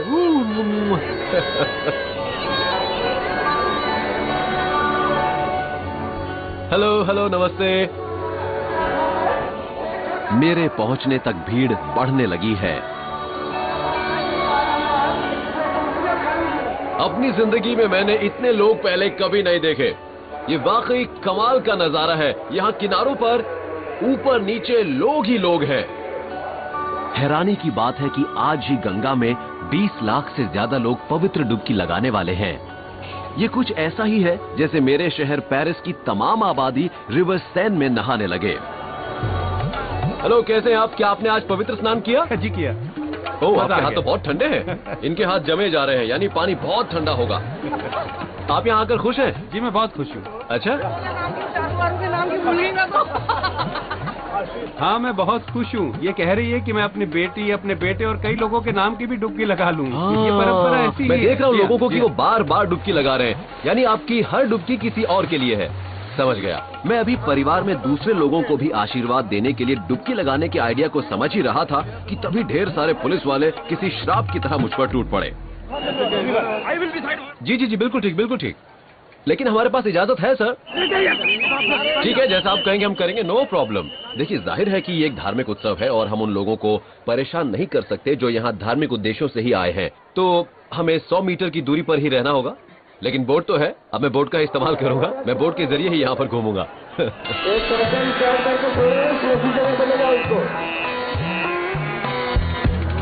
यहाँ नदी में मुझे पुलिस से तो छुटकारा मिल जाएगा, लेकिन मैं लोगों की भीड़ से तो घिरा हुआ ही हूँ। ये सब वाकई कमाल है।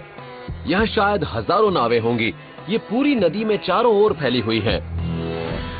कैसे हैं आप? एक नाव में बैठे एक पुजारी ने मुझे दिखाया कि वो किस तरह श्रद्धालुओं को आशीर्वाद देते हैं। 3 नारियल।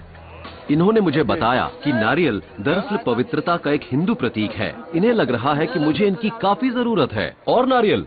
Okay okay okay okay. इसके बाद इन्होंने गंगा के पवित्र पानी से मुझे आशीर्वाद दिया। मेरी फैमिली बहुत छोटी है।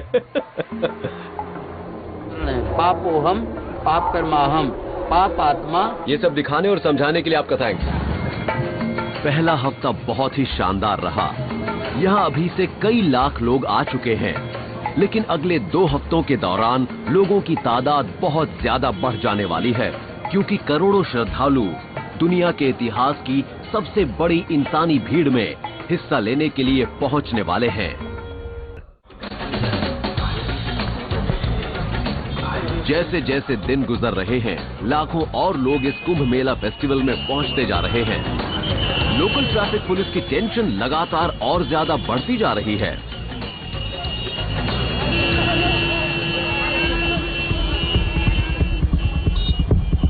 इस हिंदू फेस्टिवल के दौरान यहाँ मीट या शराब का इस्तेमाल बिल्कुल नहीं होता, लेकिन यहाँ मौजूद लोगों के लिए जितनी दाल, चावल, चपातियों और सब्जियों की जरूरत पड़ती है, उसका हिसाब तो दिमाग चकरा देता है। इस पूरी जगह लोग इंतजाम को कायम रखने में अलग अलग तरीकों से मदद कर रहे हैं। मेरे दोस्त सौरभ बता रहे हैं कि ये सब कैसे होता है। कुंभ मेला सिर्फ एक धार्मिक समारोह ही नहीं होता है ना? मेरे ख्याल से इसे बयान करने का सबसे अच्छा तरीका ये है कि धर्म एक चुंबक है।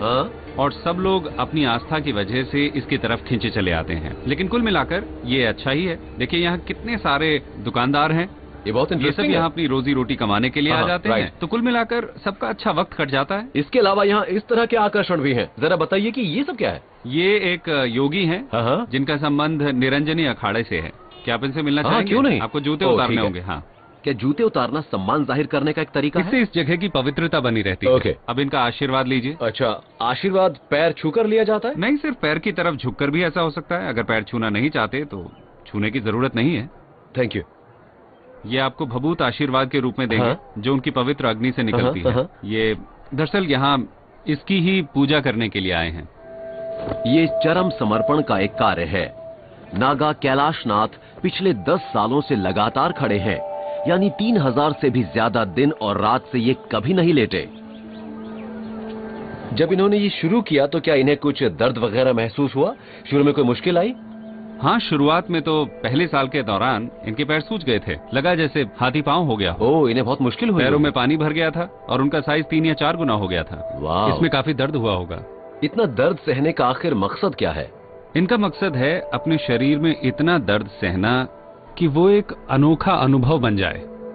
जब ये सोते हैं तो अपने हाथों को इस तख्ते पर रख लेते हैं। वाह। अच्छा बताइए, आप इस पर से कभी गिरते नहीं हैं? क्या इन्हें सपने भी आते हैं? नहीं। देखा जाए तो इन्हें गहरी नींद नहीं आती। ओह, ये बात। ये ध्यान लगा रहे हैं। क्या ये कोई सजा है या कोई सम्मान है? ये एक सम्मान है, क्योंकि इन्हें इस प्रैक्टिस के काबिल माना गया है। इस प्रैक्टिस से इन्हें ताकत मिलती है और भविष्य में इसकी वजह से इन्हें अपने समुदाय में और अपने शिष्यों के जरिए सम्मान मिलेगा। और फिर एक दिन इनके गुरु ही खुद कहेंगे कि बस बहुत हुआ, अब ये काम बंद कर दो। ये समय कब खत्म होगा, ये धर्म में पहले से तय है। और ये टाइम कितना है? 12 साल। यानी अभी इसमें 2 साल और बाकी हैं। हाँ, 2 साल, फिर ये निबट जाएगा। 12 साल का ये मेडिटेशन खत्म होने के बाद सबसे पहले ये क्या करना चाहेंगे? भंडारा करेंगे जबरदस्त। ये सबके लिए भंडारे का आयोजन करेंगे, ताकि अपने सभी साथियों और गुरुओं और शिष्यों को खाना खिला सकें। लेकिन ये 12 साल तक खड़े रहने के बाद पहली बार लेटकर आराम से सो भी तो पाएंगे ना? हाँ, फिर करेंगे भजन गुरु महाराज का। फिर ये कह रहे हैं हाँ, प्रार्थना शुरू करेंगे और इनकी जिंदगी आसान हो जाएगी। हाँ, आसान हो जाएगी। बहुत बढ़िया, आपका बहुत बहुत धन्यवाद। Thank you. अपने शरीर को इतनी तकलीफ देकर नागा कैलाशनाथ अपने इस भौतिक शरीर को दिव्य लोक ले जाने की कोशिश में हैं। वाकई इससे ऐसा लगता है कि शरीर को कष्ट दिए बिना आध्यात्मिक लाभ नहीं होता।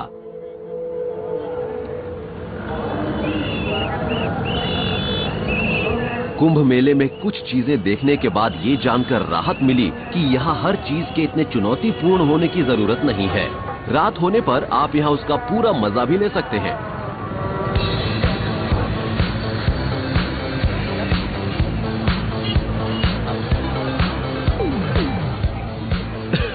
यहाँ रात का माहौल तो बहुत अच्छा लग रहा है क्योंकि ये एकदम अलग एक्सपीरियंस है। ये तो लास वेगस जैसा लग रहा है। हाँ, ये लास वेगस ही है। इसे लास वेगस के किसी होटल या किसी कैसीनो की ही तरह चमकता दमकता और आकर्षक होना चाहिए। क्या इसका मतलब ये है कि मेरे यहाँ ज्यादा चमक दमक है इसलिए मेरे पास आई है? हाँ बिल्कुल, फॉलोअर्स को आकर्षित करने के लिए, यानी आम लोगों को। हाँ, यहाँ से गुजरने वाले श्रद्धालुओं को।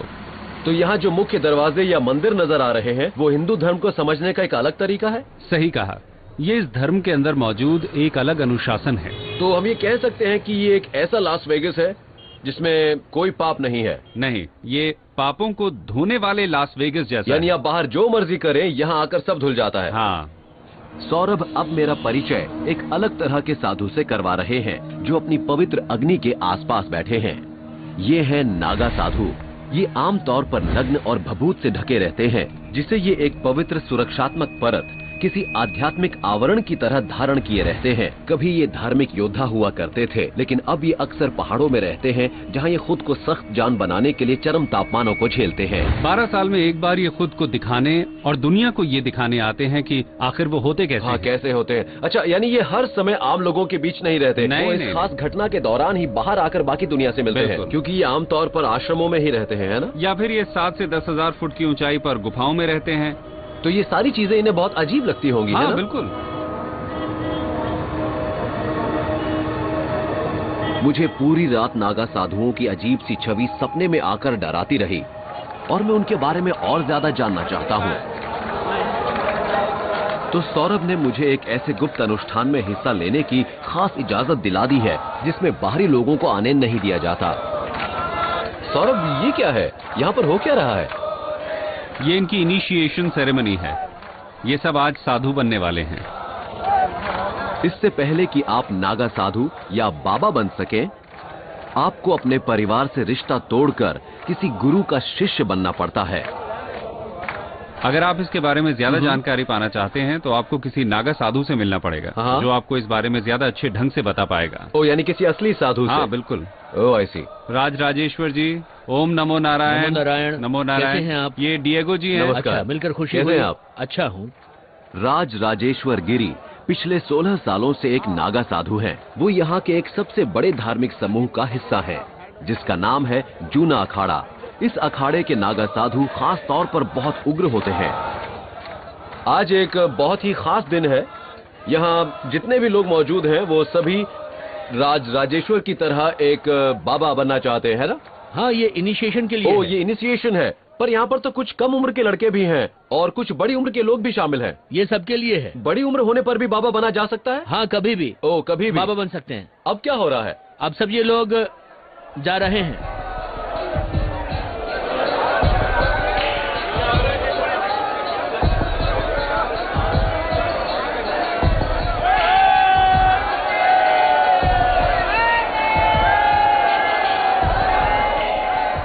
यहाँ तो कमाल की एनर्जी मौजूद है। बाबा बनने वाले ये लोग आगे बढ़ते समय इस दुनिया को अपने पीछे छोड़े जा रहे हैं।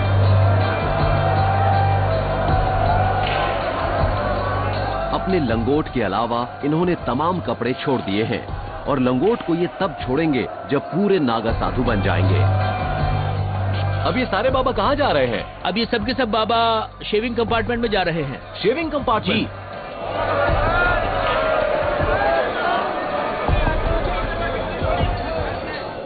तो यहाँ पर इन सब का मुंडन होगा? हाँ। ओह, ये I सब see, जगह I see. बाबाओं के लिए है, सिर्फ साधुओं समझ के गया। लिए। बाहर वाला कोई नहीं जा सकता। ओके।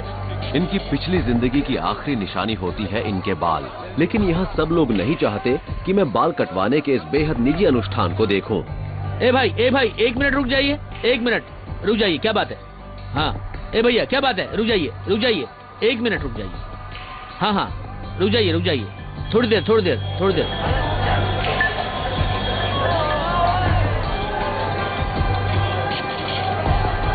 अब इन सभी ने अपने बाल शेव करवा लिए हैं और ये गंगा में स्नान करने के लिए जा रहे हैं। लेकिन यहाँ एक समझने वाली बात ये है कि हम यहाँ पर वही अनुष्ठान देख रहे हैं जो हिंदू मृत्यु के समय करते हैं, क्योंकि इस वक्त ये खुद अपनी मृत्यु की ही नकल कर रहे हैं, क्योंकि अब ये एक नया जीवन शुरू कर रहे हैं। इनका पुनर्जन्म हो रहा है। कुंभ मेला खत्म होने तक शायद 10,000 इनिशिएट साधुओं के तौर पर अपनी नई जिंदगियां शुरू कर देंगे।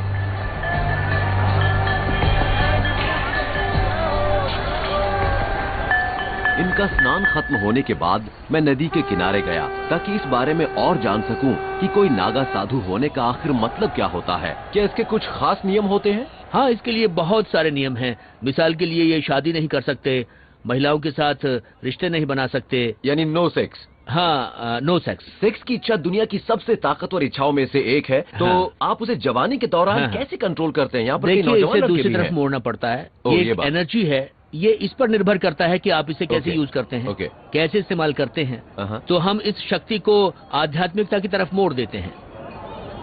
तो जब ये नागा साधु बनते हैं तो ये अपने लंगोट को उतार देते हैं? हाँ, लेकिन इसमें समय लगेगा, शायद 10 या 12 साल लगेंगे। ये गुरु पर निर्भर करता है। हर समय बिना कपड़ों के रहना कैसा लगता है? आपको बिना कपड़ों के कैसा लगता है? अच्छा, बिल्कुल बढ़िया, अच्छा लगता है। बहुत अच्छा। वाह, नो लॉन्ड्री, कपड़े धोने की टेंशन ही नहीं। हाँ, सही कह रहे हो। कभी कपड़े धोने नहीं पड़ते। नहीं। मैं दुनिया के सबसे बड़े फेस्टिवल में हूँ और ये जानने की कोशिश कर रहा हूँ कि आखिर क्यों इतने सारे हिंदू यहाँ आते हैं और एक साधु होने का क्या मतलब है। राजगिरी ने अपने धार्मिक समूह जूना अखाड़ा के अपने कुछ मित्रों से मिलवाने के लिए मुझे बुलाया है। इन्होंने मेरे गुरु या आध्यात्मिक गाइड बनने का प्रस्ताव रखा है और ये मुझे किसी साधु के तौर तरीकों के बारे में बताएंगे। सभी अप्रेंटिस अपने गुरु की सेवा करके ये सब सीखते हैं। क्रोधे काजतुरंगा हस्ती वो चाणे शिव शंकर जी का। यहाँ कुछ दिन बिताने के बाद आप बहुत ज्यादा एक्साइटेड हो जाते हैं। आप सब कुछ देखना चाहते हैं और फिर आप एक दूसरी ही रिदम में दाखिल होना सीखते हैं। समय पहले जैसा नहीं रहता, खिंच जाता है। अब मैं खुद को राज के साथ कनेक्ट करने लगा हूँ। फेस्टिवल में 2 हफ्ते बिताने के बाद अब मैं यहाँ किसी बाहरी शख्स जैसा महसूस नहीं कर रहा हूँ। यहाँ मैं पूरे सुकून से हूँ। कोयले जल रहे हैं, मेरे पास कंबल भी है और सबसे बड़ी बात, मेरे पास मेरे बाबा हैं। मुझे विश्वास है कि रात में मुझे बहुत ही खूबसूरत सपने आएंगे।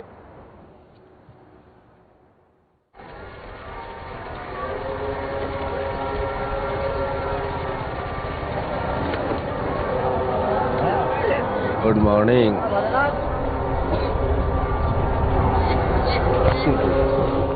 Good morning, good morning Diego. बहुत मजा आया, मुझे काफी आराम मिला। सुबह शायद 4 बजे ऊंचे स्वर में मंत्र पढ़े जा रहे थे, तब मैंने अपने कानों में ईयर प्लग्स लगा लिए थे। उससे मेरा काम चल गया। लेकिन अब जो आवाजें आ रही हैं उनसे मुझे बहुत ही सुकून मिल रहा है।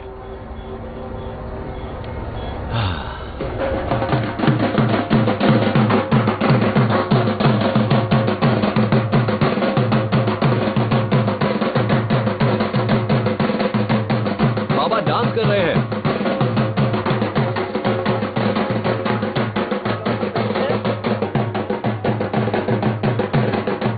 इस सब पर मुझे यकीन नहीं हो रहा है। सुबह के 7:30 बजे हैं और साधु अपनी तैयारी में लगे हैं। अब मैं वाकई हिंदू धर्म को एंजॉय करने लगा हूँ। बहुत बढ़िया, बहुत बहुत शुक्रिया, थैंक यू। ये जागने का बहुत बढ़िया तरीका है। हाँ, अब मैं यहाँ के कुछ स्थानीय तौर तरीकों को सीखने लगा हूँ और मुझे लग रहा है कि यहाँ सीखने के लिए बहुत कुछ है। इसलिए मुझे ज्यादा से ज्यादा मदद चाहिए। मुझे जूना अखाड़े के एक बहुत ही दिलचस्प बाबा के बारे में बताया गया है। ये बाबा कैलिफोर्निया से हैं और ये सिर्फ कैलिफोर्निया से ही नहीं, ये तो बेवर्ली हिल्स से हैं और इन्हें यहाँ बेवर्ली हिल्स बाबा के नाम से भी जाना जाता है। तो मैं इनसे मिलना चाहता हूँ।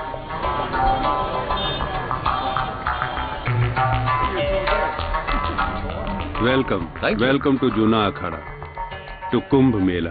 बहुत बढ़िया। जब मैं घुटने या पैर छूता हूँ तो ऐसे ही किया जाता है ये? काम हाथों से इस तरह होता है। मैं इस तरह से छूता हूँ। बहुत बढ़िया, हाँ। इससे बढ़िया ढंग तो कोई हो ही नहीं ओके, सकता। तो ये कुछ प्राप्त करने जैसा है।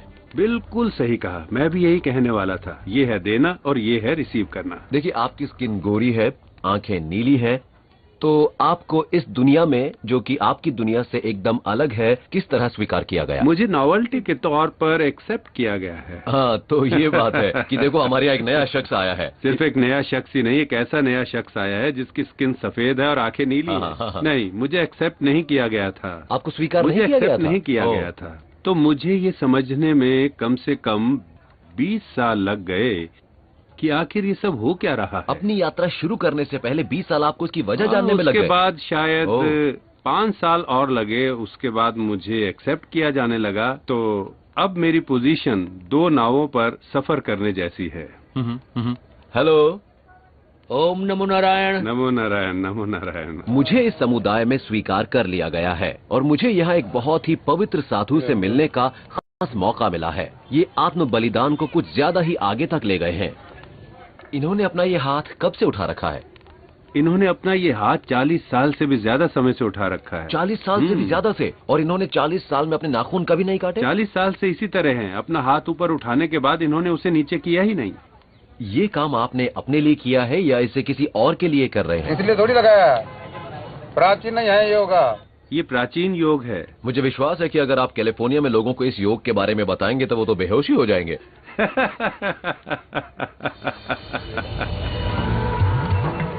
अभी तक कुंभ मेले में 2 करोड़ से ज्यादा लोग गंगा में स्नान कर चुके हैं, यानी ऑस्ट्रेलिया की पूरी आबादी के बराबर। लेकिन सबसे शानदार घटना तो होनी अभी बाकी है। कुंभ मेले के मुख्य स्नान वाला दिन बस अब कुछ ही दिन दूर है और यहाँ रोजाना लाखों करोड़ों लोग आते ही जा रहे हैं और ये तादाद रोज बढ़ती ही जा रही है। यहाँ बड़ी तादाद में आ रहे लोगों से जुड़ा तनाव हर किसी पर अपना असर डाल रहा है। एक खास साधु नागा सरस्वती पर तो ये दबाव हद से ज्यादा हो गया है। पता नहीं कि यहाँ पर क्या हो रहा है, लेकिन पुलिस को बुलाया गया है। वहाँ उस तरफ कोई हंगामा हो रहा है।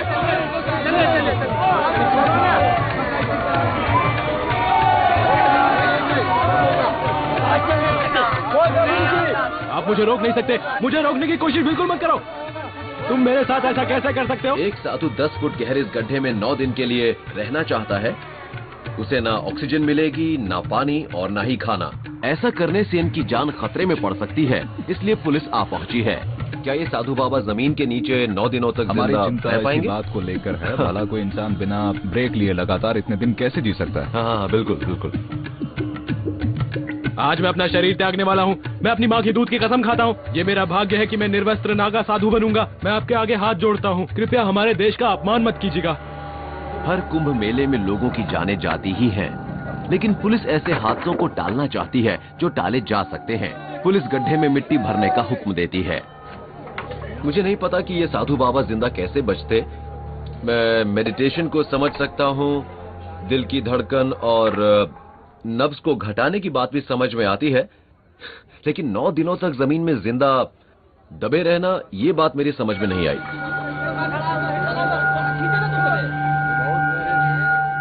मैं इनका इंटरव्यू लेना चाहता हूं, लेकिन फिलहाल मुझे ये मुश्किल लग रहा है।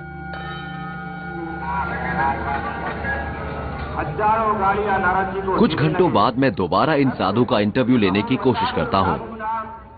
बाबा जी। Hello. Hello. Okay.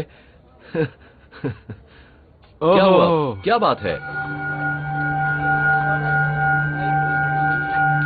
Naga Saraswati ने मुझे बताया कि जमीन में खुद को जिंदा दबाने के उनके काम में देरी की जा रही है, लेकिन वो अब भी दुनिया को दिखाना चाहते हैं कि वो कुछ सुपर ह्यूमन कारनामे कर सकते हैं।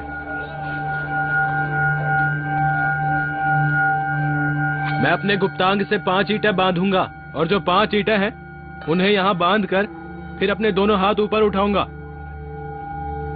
और ईंटों को हिलाऊंगा कुछ इस तरह, आगे और पीछे। हाँ, अगर आप चाहें तो मैं आज ही आपको दिखा सकता हूँ।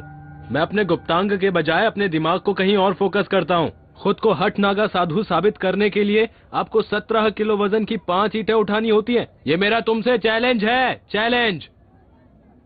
चैलेंज है ये चैलेंज। ओह गॉड।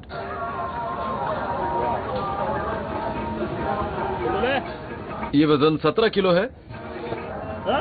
मैं इससे वर्कआउट करने की कोशिश कर रहा हूं, लेकिन ये तो ओह मेरे हाथ से भी नहीं उठ पा रहा है। मुख्य स्नान वाले दिन में अब सिर्फ 24 घंटे बचे हैं। ऐसे में कंट्रोल बनाए रखने के लिए पुलिस पर प्रेशर बढ़ता जा रहा है, क्योंकि लाखों और लोग इस जगह पहुंचते जा रहे हैं। आप ये सोच रहे होंगे कि मैं भला एक मूर्ख की तरह इन लोगों से उल्टी डायरेक्शन में क्यों जा रहा हूँ। दरअसल मैं कमांड सेंटर जा रहा हूँ, जहाँ से इन लोगों के फ्लो को मैनेज करके अफरा तफरी को कम करने की कोशिश की जाती है। ये कंट्रोल रूम इस जगह काम कर रहे 25,000 पुलिस कर्मचारियों का नर्व सेंटर है। यहाँ पर state of the art video equipment है, जिनकी मदद से ये लोग पूरे फेस्टिवल के दौरान लोगों की भीड़ पर निगरानी रख सकेंगे। इस तमाम काम की जिम्मेदारी आलोक शर्मा पर है। ये है इंस्पेक्टर जनरल, मुझे इन्हीं से मिलना है। पहले वाले कुंभ मेलों में क्या कुछ मेजर प्रॉब्लम्स या हादसे हुए थे? हाँ, 1954 में इस जगह पर एक गड़बड़ हो चुकी है। क्या हुआ था? प्लीज बताइए। भगदड़ मच गई थी। हाँ। हजारों लोग मारे गए थे। कितने हजार लोग, कोई फिगर है आपके पास? रिपोर्ट के मुताबिक 1600 लोग मरे थे, पर लोग कहते हैं कि तादाद ज्यादा, उससे भी ज्यादा। भीड़ इतनी ज्यादा होती है कि अगर किसी एक इंसान से भी गलती हो जाए तो वो बड़ी समस्या हो सकती है। यहाँ कई पॉन्टून ब्रिज हैं। ये पॉन्टून ब्रिज करीब 12 फुट चौड़े हैं और ये महत्वपूर्ण जगह होती है। तो ये लोग इन पुलों पर जूम करते हैं और हमें बताते हैं अब फला पुल पर ज्यादा भीड़ हो गई है। जैसे ही किसी पुल पर ज्यादा भीड़ दिखती है, हम तो लोगों को बंद कर देते हैं। बंद नहीं करते, डाइवर्ट कर देते हम हैं। लोगों तो को आप कभी लोगों को रोकते नहीं है। लोगों को रोकना तो किसी हराकरी जैसा होगा। ओह हराखिरी, ये तो आत्महत्या करने जैसा होगा। आत्महत्या। लोगों को दूसरी जगह डाइवर्ट करना पड़ता है। पुलिस को अपने कड़वे एक्सपीरियंस से सबक मिला है कि अगर लाखों लोगों से वास्ता पड़े तो उन्हें बराबर चलाते रहना जरूरी है, फिर चाहे उन्हें गलत रास्ते पर ही क्यों ना भेजना पड़े। ये संगम वाला इलाका है, यही स्नान वाला प्रमुख इलाका है। हर कोई संगम में ही डुबकी लगाना चाहता है, क्योंकि यहाँ डुबकी का मतलब है स्वर्ग का सीधा टिकट मिलना। यहाँ आज नहाना यानी स्वर्ग में जाना? नहीं, कल। ओह कल। आज तो जैसे प्री फाइनल है, कल फाइनल है। फाइनल कल है। आप डुबकी लगाएंगे तो सीधे स्वर्ग का टिकट कटाएंगे। सीधे स्वर्ग का? हाँ। मुख्य स्नान वाले दिन में अब बस कुछ ही घंटे बाकी हैं। अब मैं इतिहास की सबसे बड़ी भीड़ के बीच हूँ। इतने सारे लोगों का एक साथ होना दुर्लभ होता है, फिर भी सब मुस्कुरा रहे हैं, मजे कर रहे हैं। तो कल वो खास दिन है जिसका इंतजार मैं 1 महीने से कर रहा हूं। मेरे पास कुछ अच्छी खबर है। राज ने मुझे कल सुबह पवित्र स्नान के लिए बुलाया है, इसलिए मैं काफी एक्साइटेड हूं। खास बात यह है कि सिर्फ गिने चुने श्वेत लोगों को ही ऐसा मौका मिलता है। उम्मीद है कि सब कुछ ठीक ठाक रहेगा, तो मैं रात के समय जूना अखाड़ा जाऊंगा और कल सुबह का इंतजार करूंगा। बड़ा मजा आएगा। सुबह के 4 बजे है। ये इतिहास में दर्ज सबसे बड़ी भीड़ वाला दिन है। मुझे 12 साल में सिर्फ एक बार आने वाले हिंदुओं के इस पवित्र दिन पर अपने गुरु राज और उनके साथी साधुओं के साथ पवित्र डुबकी लगाने का दुर्लभ और बेहद खास सम्मान मिला है। आज बहुत ठंड है। हाँ सही कह रहे हो, आज बहुत ठंड है। बाहर तापमान 5 डिग्री तो होगा ही। हाँ शायद 5 से भी कम हो। हाँ शायद 5 से भी कम हो।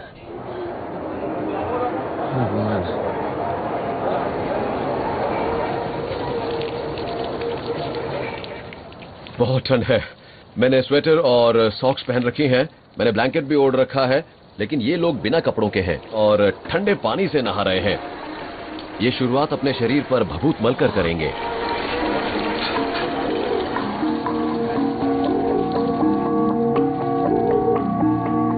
भभूत दरअसल देवताओं द्वारा मुहैया कराया जाने वाला बचाव का एक प्रतीकात्मक रूप है। ठंड इतनी ज्यादा है कि नागा शरीर की गर्मी बनाए रखने के लिए दंड बैठक और व्यायाम कर रहे हैं।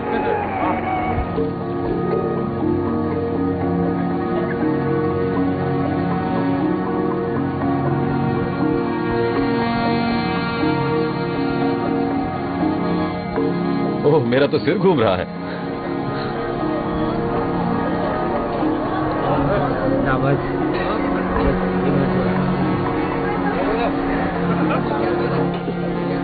ये शायद इन बाबाओं के लिए सबसे खुशी वाला दिन है। हाँ बिल्कुल, इसका मतलब ये है कि उन्हें अपना ईश्वर मिल गया है। ओ, हर हर महादेव।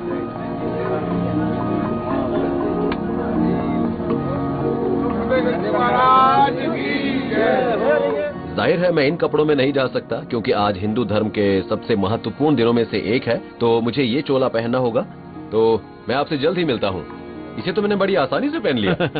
अच्छा बताइए, मैं लग कैसा रहा हूँ? पूछना क्या है, आप बहुत ही स्मार्ट लग रहे हैं। Very handsome. Thank you. सूरज निकलने से पहले ही कुछ धार्मिक समूह इस बेहद पवित्र दिन का जश्न मना रहे हैं।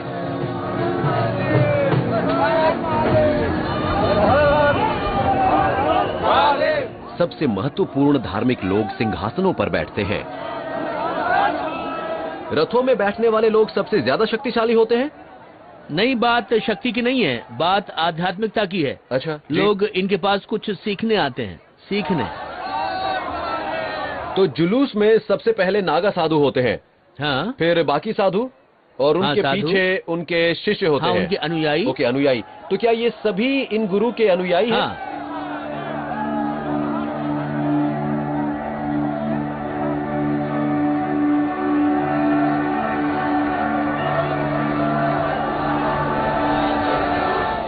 मुझे कहना पड़ेगा कि नमस्ते नमस्ते।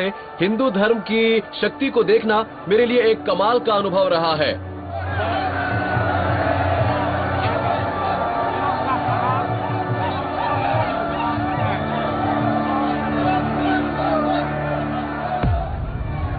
लेकिन मुख्य आकर्षण है नागा साधुओं की दौड़। ये लोग खास तौर पर बनाए गए एक रास्ते से होकर गंगा के सबसे पवित्र हिस्से की तरफ दौड़ते हैं। यहाँ थोड़ा डर का माहौल है क्योंकि जब हजारों नागा साधु यहाँ से दौड़ते हुए आएंगे तो खुद को बचाने के लिए यहाँ से हट जाने में ही समझदारी है। पुलिस को इस रास्ते से लोगों की भीड़ हटानी है और वो मुझसे भी साफ साफ कह देते हैं कि मैं हट जाऊं। आप तूफान से पहले की शांति का अनुभव कर सकते हैं। जी हाँ, तूफान से पहले की शांति। हाँ। हाँ।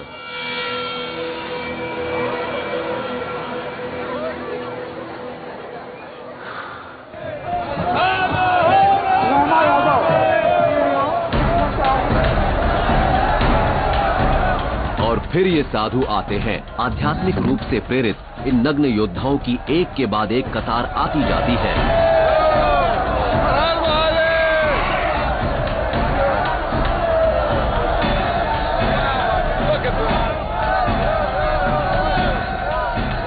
ओ जरा इन्हें देखिए तो, ये किसी फौज की तरह है।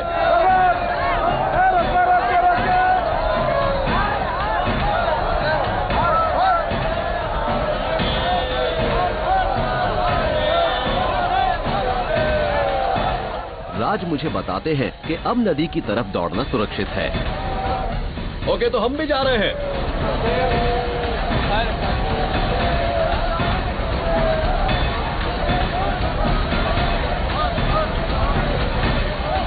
आखिरकार उगते सूरज के समय हम हजारों लोग गंगा नदी के किनारों पर इकट्ठे हो जाते हैं।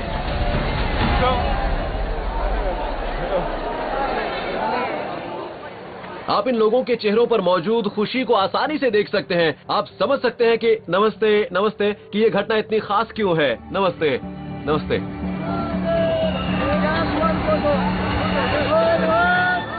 अब मेरे लिए सिर्फ एक ही काम बचा है और वो है उन लाखों करोड़ों लोगों में शामिल हो जाना जो इस पवित्र नदी में डुबकी लगाकर आशीर्वाद लेने के लिए यहाँ आए हैं। हम उस धार्मिक बल के जरिए एकजुट हो गए हैं जिसे अब मैं आखिरकार समझ सकता हूँ। पानी बहुत ठंडा है। ओ, ओ, ओ, आपका बहुत बहुत शुक्रिया, धन्यवाद। ये वही साधु बाबा हैं जिनसे मैं यहाँ पर पहले दिन मिला था। आपका बहुत बहुत शुक्रिया, धन्यवाद। ये एक कमाल का अनुभव था। यहाँ मेरी मुलाकात कई तरह के दिलचस्प और महान लोगों से हुई। मैंने इस अद्भुत देश की गंगा नदी में कुंभ मेले के दौरान स्नान किया, तो अब मैं कह सकता हूँ कि मेरे सारे पाप धुल गए हैं और मैं एक नए इंसान के तौर पर अपनी जिंदगी को शुरू कर सकता हूँ।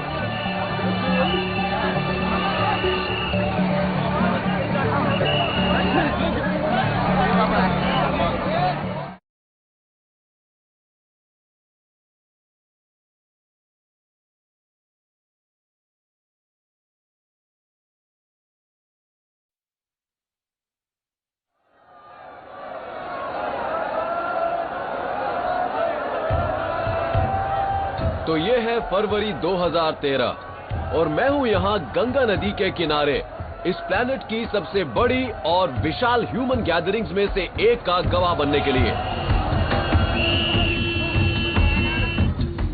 ये दरअसल एक हिंदू रिलीजियस फेस्टिवल है जो हर 12 साल में एक बार आता है और इसे कहते हैं महाकुंभ मेला। कुंभ मेला है ना? या मेरा नाम है डिएगो बुनुएल। मैं हूं तकरीबन 10 करोड़ लोगों के बीच जो ह्यूमन हिस्ट्री में होगी इंसानों की अब तक की सबसे बड़ी गैदरिंग। वाह, जरा लोगों को तो देखिए, मैंने ऐसा पहले कभी नहीं देखा। ये तो जैसे पूरा एक शहर है। हेलो हेलो, रुकिए रुकिए रुकिए क्या आप लोग कुंभ मेला जा रहे हैं? क्या मैं आपके साथ आ सकता हूँ? Okay, thank you. चलिए, आप सभी जा रहे हैं? या। ओके, लेट्स गो, चले। मैं उन करोड़ों लोगों में शामिल होने वाला हूं जो उत्तर भारत के इलाहाबाद शहर में कुंभ मेला फेस्टिवल में पूरी दुनिया से आ रहे हैं।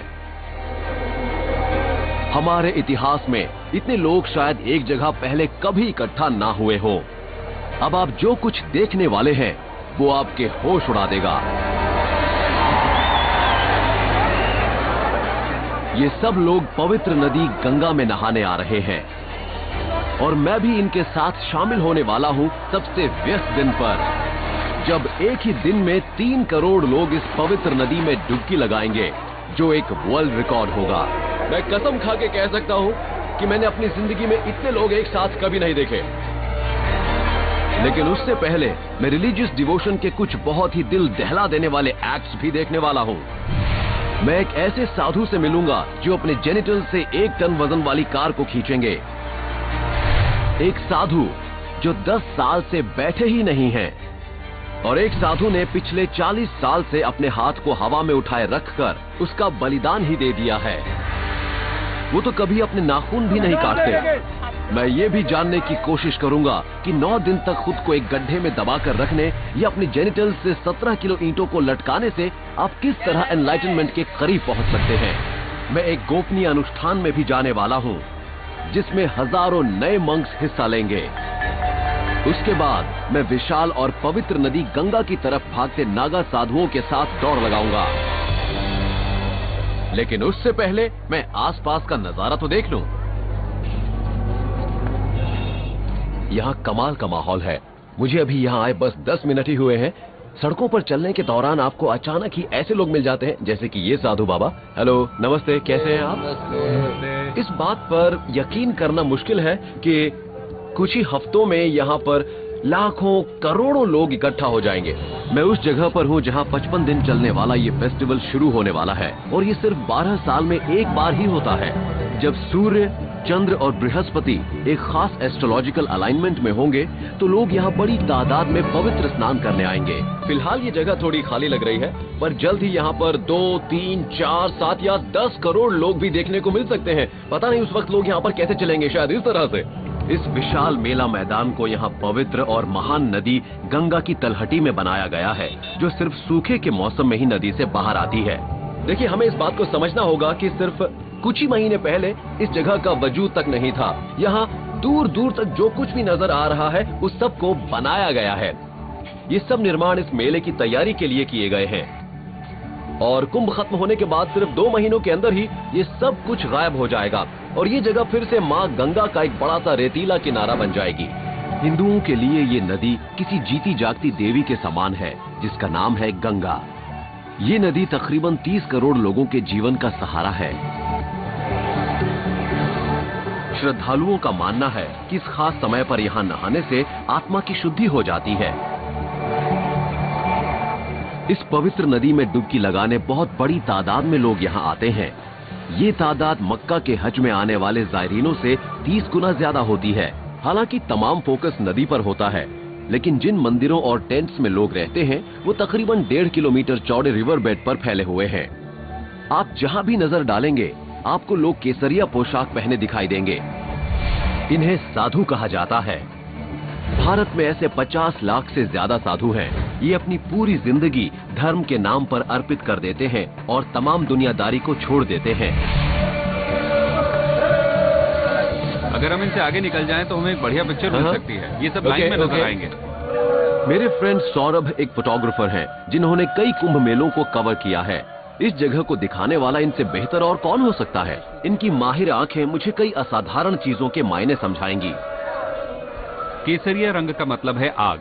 ओके, यानी इन्होंने खुद को अब भस्म कर दिया है और इनका कोई मतलब वजूद नहीं बचा है। भौतिक आवरण। हाँ। अब उसकी कोई अहमियत नहीं है। इन्होंने अपनी तमाम इच्छाएं भस्म कर दी हैं और पैसे, फायदे या पोजेशंस की ख्वाहिश भी। कुछ साधु तो अपने समर्पण को और भी चरम तरीकों से व्यक्त करते हैं। सौरभ बताएंगे कि यहाँ पर क्या हो रहा है? ये एक हठ योगी हैं। ये अपने हठ योग की ताकत आम लोगों को दिखाने वाले हैं। ये एक लकड़ी के द्वारा अपनी जेनिटल से कार को खींचेंगे। अपनी जेनिटल से? हाँ। और ये कार खाली नहीं होगी, इसमें इनके संगी साथी भी होंगे।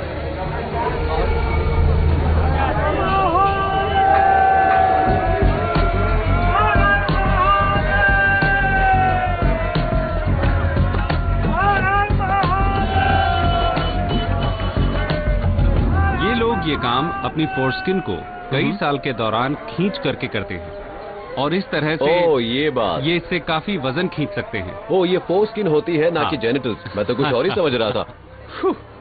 सुनकर राहत मिली। आप तो ऐसा नहीं कर सकते ना? क्या आप ऐसा करना चाहेंगे? नहीं, ये ऐसा नहीं करना चाहेंगे।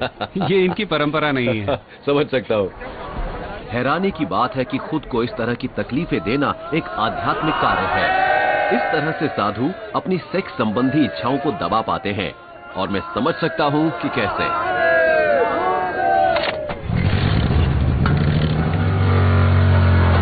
कुंभ मेले को एक अचानक पैदा हुआ महानगर कहा जाता है।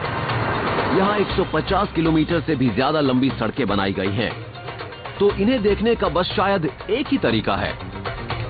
ये जगह बहुत ही बड़ी, बहुत ही विशाल है। यहाँ 20 स्क्वायर किलोमीटर्स में ये टेंट्स, ये अलग अलग तरह के मंदिर बने हुए हैं। ये बात वाकई मेरे दिमाग को चकरा देती है कि ये तमाम जगह सिर्फ कुछ ही महीनों में तैयार कर दी गई। आपको ये सारे मंदिर दिखाई दे रहे हैं? ये बिल्कुल असली दिखते हैं, लेकिन इन्हें बनाने में इस्तेमाल हुए हैं बैम्बू और बहुत सारा पेपर, बिल्कुल बॉलीवुड की किसी मूवी सेट की तरह। साथ ही यहाँ 500 किलोमीटर लंबी पाइपलाइन और 700 किलोमीटर लंबी इलेक्ट्रिक केबलिंग भी बिछाई गई है। 18 टेम्पररी पॉन्टून ब्रिज बनाए गए हैं ताकि लाखों करोड़ों लोग गंगा को पार कर सकें। ये वाकई इंजीनियरिंग का गजब कारनामा है। जब भी मैं लोगों को बताता हूँ कि मैं करोड़ों इंडियंस के साथ इस कमाल के रिलीजियस फेस्टिवल में जाने वाला हूँ, तो लोगों का सबसे पहला सवाल होता है कि इतने सारे लोग टॉयलेट कहाँ जाते होंगे। तो पहले सवाल का जवाब, ये मामला इतना कॉम्प्लिकेटेड नहीं है, और दूसरा जवाब वो असल में एक और सवाल है। कॉलरा यानी हैजा जैसी बीमारियों को रोकने के लिए 40,000 से ज्यादा टॉयलेट्स बनाए गए हैं। यहाँ कोई टॉयलेट पेपर नहीं है, लेकिन ये जगह एकदम साफ है। इस जगह को इस्तेमाल किया जा सकता है। लेकिन इन शानदार फैसिलिटीज के बावजूद कुछ लोग खुले में ही ये काम करना पसंद करते हैं। Oh my God! उस शाम सौरभ मुझे इस फेस्टिवल वाली जगह के पास मौजूद कुछ एक पहाड़ियों में से एक पर ले गए। वाओ! जरा देखिए तो, कमाल का नजारा है। ये तो जैसे पूरा एक शहर है। हाँ बिल्कुल, तंबुओं वाला एक शहर। ये वाकई अद्भुत है। ये नजारा कमाल का है। हाँ। अब मैं इस मेले के महाविशाल आकार को बेहतर ढंग से समझ सकता हूँ। ये जगह इतनी बड़ी है कि अंतरिक्ष से भी नजर आ सकती है। वो वहाँ दूर आपको जो बड़ी सी नदी नजर आ रही है ना, वही यमुना भी नजर आ रहा है। यमुना नदी? हाँ, वही यमुना है। और वो उत्तर से दक्षिण की तरफ बहती नदी है गंगा। हिंदुओं का मानना है कि जहाँ देवी गंगा या गंगा नदी यमुना से मिलती है, वहीं इसका संगम एक अद्भुत नदी से होता है। ज्ञान की इस नदी को कहते हैं सरस्वती। इन 3 नदियों का जहाँ संगम माना जाता है, वहीं पर देवताओं और असुरों के बीच हुई पौराणिक लड़ाई के दौरान अमर कर देने वाले अमृत की एक बूंद गिरी थी। हिंदुओं के लिए मेले के दौरान ये पृथ्वी की सबसे पवित्र जगह है। कुछ दिनों बाद पूरे चांद और ग्रहों की एक खास स्थिति की वजह से लाखों करोड़ों लोग विशाल और पवित्र नदी गंगा की ओर अपने पहले स्नान के लिए बढ़ने लगते हैं, और मैं भी इस दौरान यहीं पर मौजूद हूँ। मैं इनके साथ होना चाहता हूँ, लेकिन जैसा कि मुझे पता चल रहा है, कुंभ मेले की इस भीड़ में इतनी कमाल की गतिविधियों के बीच आगे बढ़ना इतना आसान नहीं होता। मैं जानता हूँ कि ये सब देखना काफी अनूठा है, लेकिन भारत में ये एक परंपरा है। पर हाँ, सरकार ने इस पर पाबंदी जरूर लगा रखी है। भारतीय कोबरा का विष किसी इंसान की जान सिर्फ 30 मिनट में ले सकता है। ओ, ये तो एक कोबरा है। ओ, तो पैसे देने होंगे। ये कोबरा है।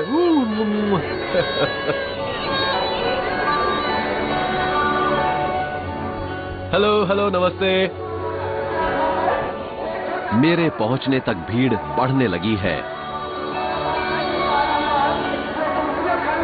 अपनी जिंदगी में मैंने इतने लोग पहले कभी नहीं देखे।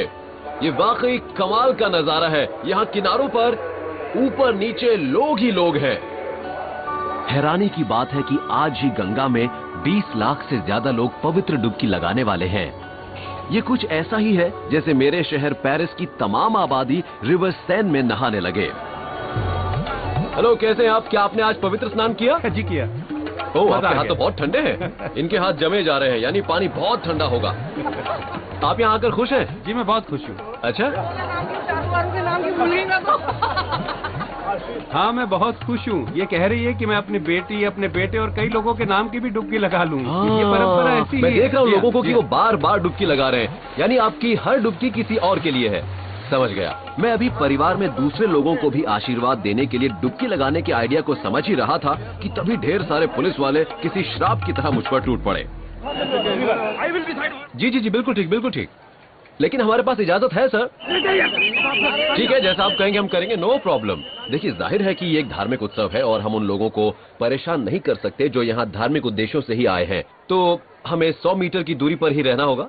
लेकिन बोट तो है, अब मैं बोट का इस्तेमाल करूंगा। मैं बोट के जरिए ही यहाँ पर घूमूंगा।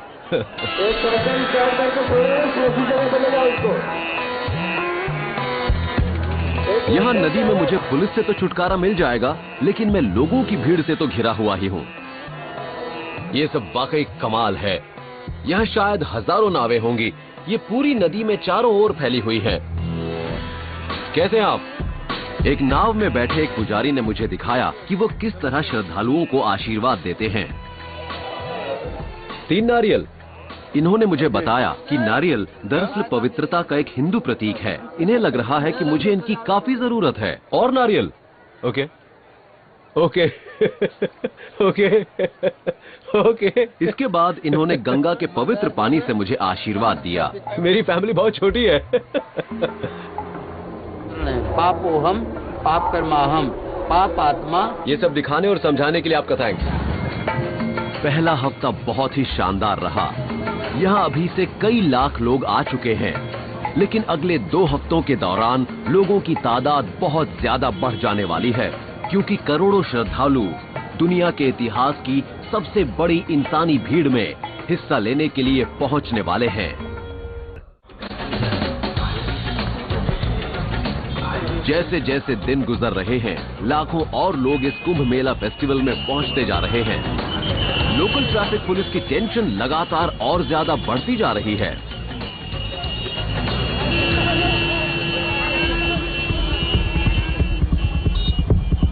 इस हिंदू फेस्टिवल के दौरान यहाँ मीट या शराब का इस्तेमाल बिल्कुल नहीं होता, लेकिन यहाँ मौजूद लोगों के लिए जितनी दाल, चावल, चपातियों और सब्जियों की जरूरत पड़ती है, उसका हिसाब तो दिमाग चकरा देता है।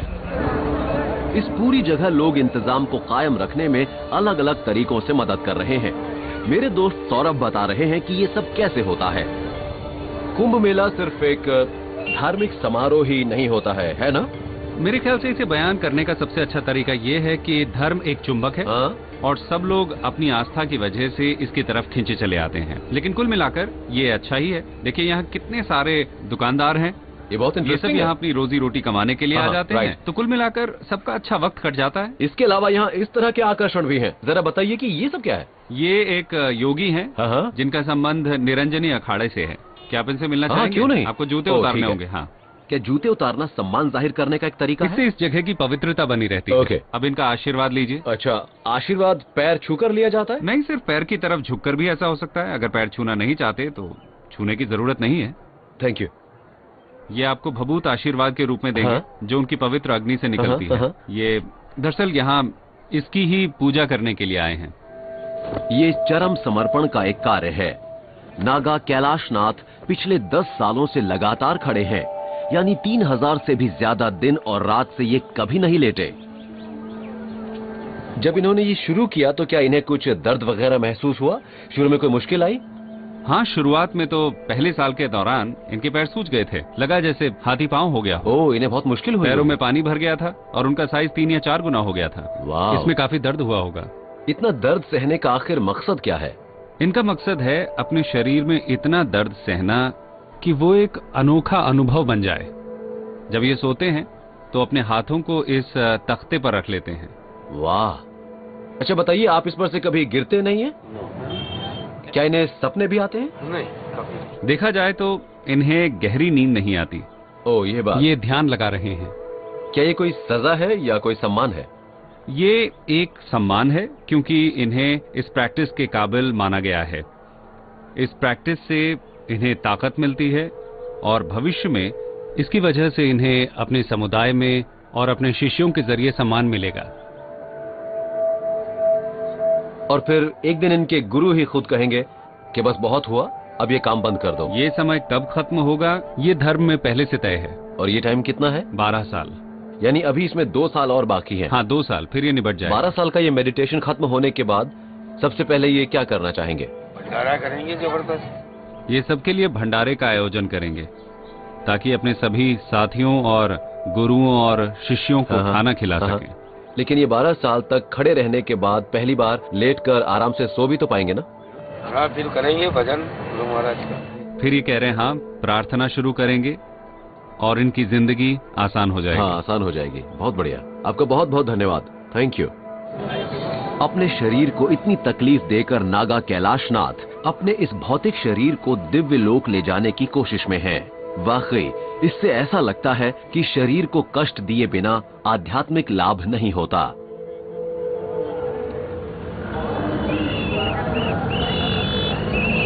कुंभ मेले में कुछ चीजें देखने के बाद ये जानकर राहत मिली कि यहाँ हर चीज के इतने चुनौतीपूर्ण होने की जरूरत नहीं है। रात होने पर आप यहाँ उसका पूरा मजा भी ले सकते हैं।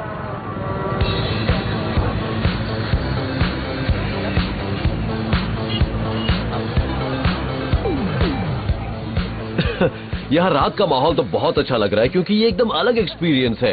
ये तो लास वेगस जैसा लग रहा है। हाँ, ये लास वेगस ही है। इसे लास वेगस के किसी होटल या किसी कसिनो की ही तरह चमकता दमकता और आकर्षक होना चाहिए। क्या इसका मतलब ये है कि मेरे यहाँ ज्यादा चमक दमक है इसलिए मेरे पास आई है? हाँ बिल्कुल, फॉलोअर्स को आकर्षित करने के लिए। यानी आम लोगों को? हाँ, यहाँ से गुजरने वाले श्रद्धालुओं को।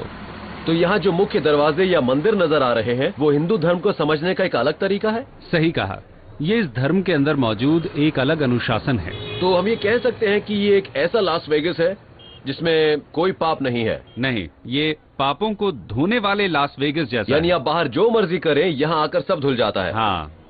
सौरभ अब मेरा परिचय एक अलग तरह के साधु से करवा रहे हैं जो अपनी पवित्र अग्नि के आसपास बैठे हैं। ये है नागा साधु। ये आमतौर पर नग्न और भभूत से ढके रहते हैं जिसे ये एक पवित्र सुरक्षात्मक परत किसी आध्यात्मिक आवरण की तरह धारण किए रहते हैं। कभी ये धार्मिक योद्धा हुआ करते थे लेकिन अब ये अक्सर पहाड़ों में रहते हैं जहाँ ये खुद को सख्त जान बनाने के लिए चरम तापमानों को झेलते हैं। 12 साल में एक बार ये खुद को दिखाने और दुनिया को ये दिखाने आते हैं कि आखिर वो होते कैसे हाँ, कैसे होते हैं। अच्छा, यानी ये हर समय आम लोगों के बीच नहीं रहते? नहीं, इस खास घटना के दौरान ही बाहर आकर बाकी दुनिया से मिलते हैं क्योंकि ये आमतौर पर आश्रमों में ही रहते हैं, है ना? या फिर ये 7 से 10 हजार फुट की ऊंचाई पर गुफाओं में रहते हैं तो ये सारी चीजें इन्हें बहुत अजीब लगती होंगी, है हाँ ना? बिल्कुल। मुझे पूरी रात नागा साधुओं की अजीब सी छवि सपने में आकर डराती रही और मैं उनके बारे में और ज्यादा जानना चाहता हूँ। तो सौरभ ने मुझे एक ऐसे गुप्त अनुष्ठान में हिस्सा लेने की खास इजाजत दिला दी है जिसमें बाहरी लोगों को आने नहीं दिया जाता। सौरभ, ये क्या है? यहाँ पर हो क्या रहा है? ये इनकी इनिशिएशन सेरेमनी है। ये सब आज साधु बनने वाले हैं। इससे पहले कि आप नागा साधु या बाबा बन सके, आपको अपने परिवार से रिश्ता तोड़कर किसी गुरु का शिष्य बनना पड़ता है। अगर आप इसके बारे में ज्यादा जानकारी पाना चाहते हैं तो आपको किसी नागा साधु से मिलना पड़ेगा, हाँ। जो आपको इस बारे में ज्यादा अच्छे ढंग से बता पाएगा। ओ, यानी किसी असली साधु से? हाँ बिल्कुल। ओ, आई सी। राज राजेश्वर जी, ओम नमो नारायण। नमो नारायण। नमो नारायण। कैसे हैं आप? ये डिएगो जी हैं। नमस्कार। अच्छा, मिलकर खुशी कैसे हुई। हैं आप? अच्छा हूँ। राज राजेश्वर गिरी पिछले 16 सालों से एक नागा साधु हैं। वो यहाँ के एक सबसे बड़े धार्मिक समूह का हिस्सा है जिसका नाम है जूना अखाड़ा। इस अखाड़े के नागा साधु खास तौर पर बहुत उग्र होते हैं। आज एक बहुत ही खास दिन है। यहाँ जितने भी लोग मौजूद हैं वो सभी राज राजेश्वर की तरह एक बाबा बनना चाहते हैं ना? हाँ, ये इनिशिएशन के लिए ओ, है। ये इनिशिएशन है। पर यहाँ पर तो कुछ कम उम्र के लड़के भी हैं और कुछ बड़ी उम्र के लोग भी शामिल हैं। ये सबके लिए है। बड़ी उम्र होने पर भी बाबा बना जा सकता है? हाँ, कभी भी ओ, कभी भी बाबा बन सकते हैं। अब क्या हो रहा है? अब सब ये लोग जा रहे हैं।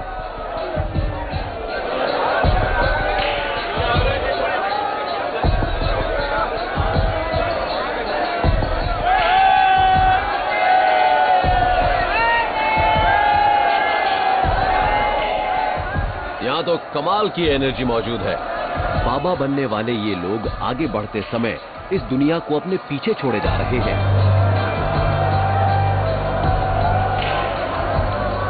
अपने लंगोट के अलावा इन्होंने तमाम कपड़े छोड़ दिए हैं और लंगोट को ये तब छोड़ेंगे जब पूरे नागा साधु बन जाएंगे। अब ये सारे बाबा कहाँ जा रहे हैं? अब ये सब के सब बाबा शेविंग कंपार्टमेंट में जा रहे हैं। Shaving compartment?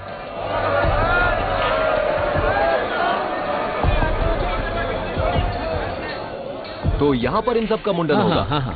ओह, ये I सब see, जगह I see। बाबाओं के लिए है, सिर्फ साधुओं समझ के गया। लिए। बाहर वाला कोई नहीं जा सकता। ओके। इनकी पिछली जिंदगी की आखिरी निशानी होती है इनके बाल। लेकिन यहाँ सब लोग नहीं चाहते कि मैं बाल कटवाने के इस बेहद निजी अनुष्ठान को देखूं। ए भाई, 1 मिनट रुक जाइए। 1 मिनट रुक जाइए। क्या बात है? हाँ, ए भैया, क्या बात है? रुक जाइए। 1 मिनट रुक जाइए। हाँ हाँ, रुक जाइए। थोड़ी देर।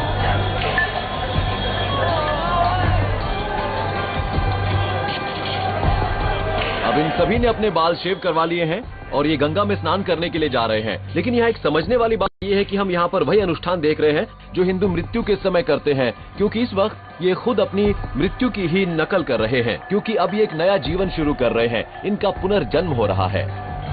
कुंभ मेला खत्म होने तक शायद 10,000 इनिशिएट साधुओं के तौर पर अपनी नई जिंदगियां शुरू कर देंगे।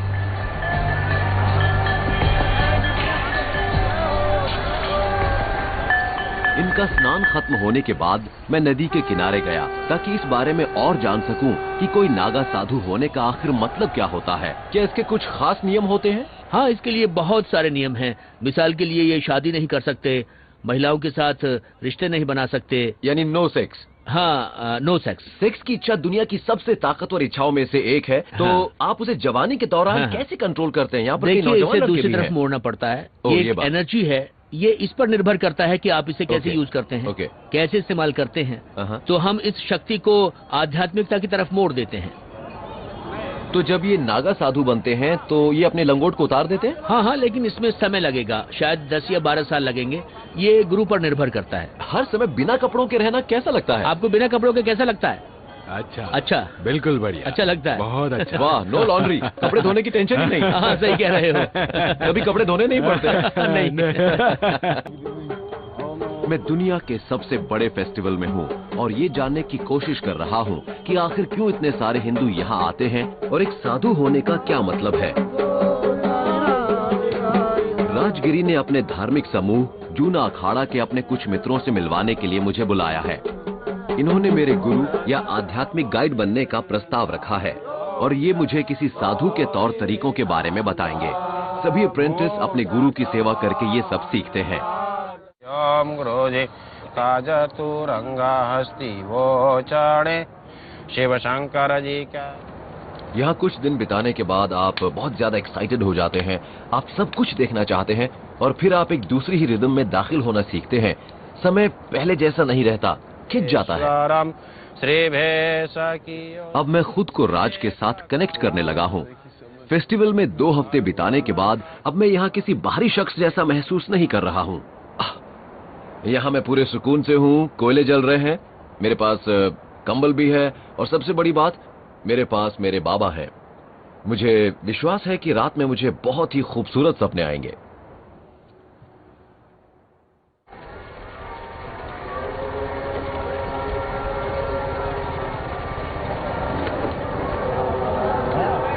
Good morning.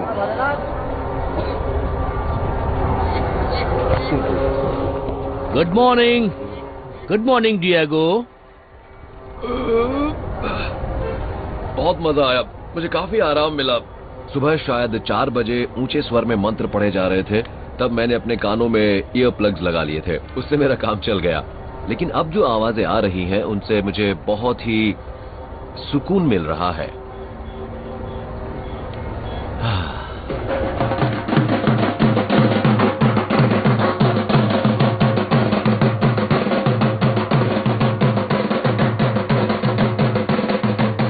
बाबा डांस कर रहे हैं।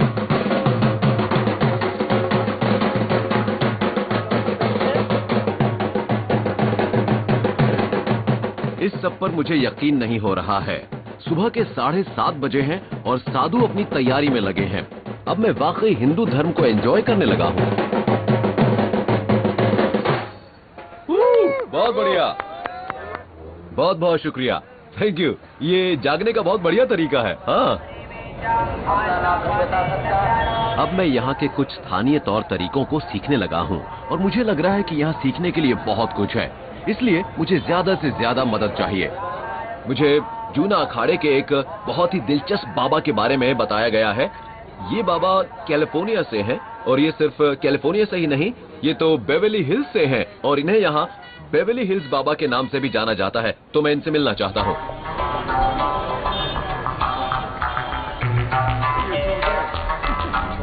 Welcome, welcome to Juna Akhara, to Kumbh Mela. बहुत बढ़िया। जब मैं घुटने या पैर छूता हूँ तो ऐसे ही किया जाता है? ये काम हाथों से इस तरह होता है। मैं इस तरह से छूता हूँ। बहुत बढ़िया, इससे बढ़िया ढंग तो कोई हो ही नहीं सकता। तो ये कुछ प्राप्त करने जैसा है। बिल्कुल सही कहा, मैं भी यही कहने वाला था। ये है देना और ये है रिसीव करना। देखिए, आपकी स्किन गोरी है, आंखें नीली हैं, तो आपको इस दुनिया में, जो कि आपकी दुनिया से एकदम अलग है, किस तरह स्वीकार किया गया? मुझे नॉवेल्टी के तौर पर एक्सेप्ट किया गया है। हाँ, तो ये बात है कि देखो हमारे यहाँ एक नया शख्स आया है। सिर्फ एक नया शख्स ही नहीं, एक ऐसा नया शख्स आया है जिसकी स्किन सफेद है और आंखें नीली हैं। नहीं, मुझे एक्सेप्ट नहीं किया गया था। आपको स्वीकार नहीं किया गया था? नहीं किया गया था। तो मुझे ये समझने में कम से कम 20 साल लग गए कि आखिर ये सब हो क्या रहा है। अपनी यात्रा शुरू करने से पहले 20 साल आपको इसकी वजह जानने में लग गए। उसके बाद शायद 5 साल और लगे, उसके बाद मुझे एक्सेप्ट किया जाने लगा। तो अब मेरी पोजीशन 2 नावों पर सफर करने जैसी है।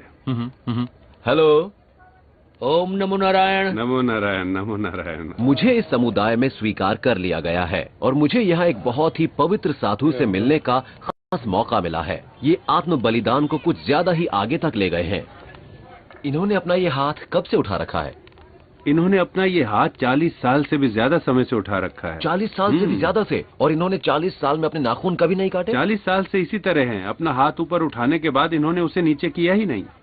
ये काम आपने अपने लिए किया है या इसे किसी और के लिए कर रहे हैं? इसलिए थोड़ी लगाया, प्राचीन नहीं है योगा।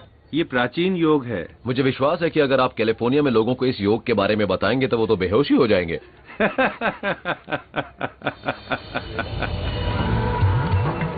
अभी तक कुंभ मेले में 2 करोड़ से ज्यादा लोग गंगा में स्नान कर चुके हैं, यानी ऑस्ट्रेलिया की पूरी आबादी के बराबर। लेकिन सबसे शानदार घटना तो होनी अभी बाकी है। कुंभ मेले के मुख्य स्नान वाला दिन बस अब कुछ ही दिन दूर है और यहाँ रोजाना लाखों करोड़ों लोग आते ही जा रहे हैं और ये तादाद रोज बढ़ती ही जा रही है।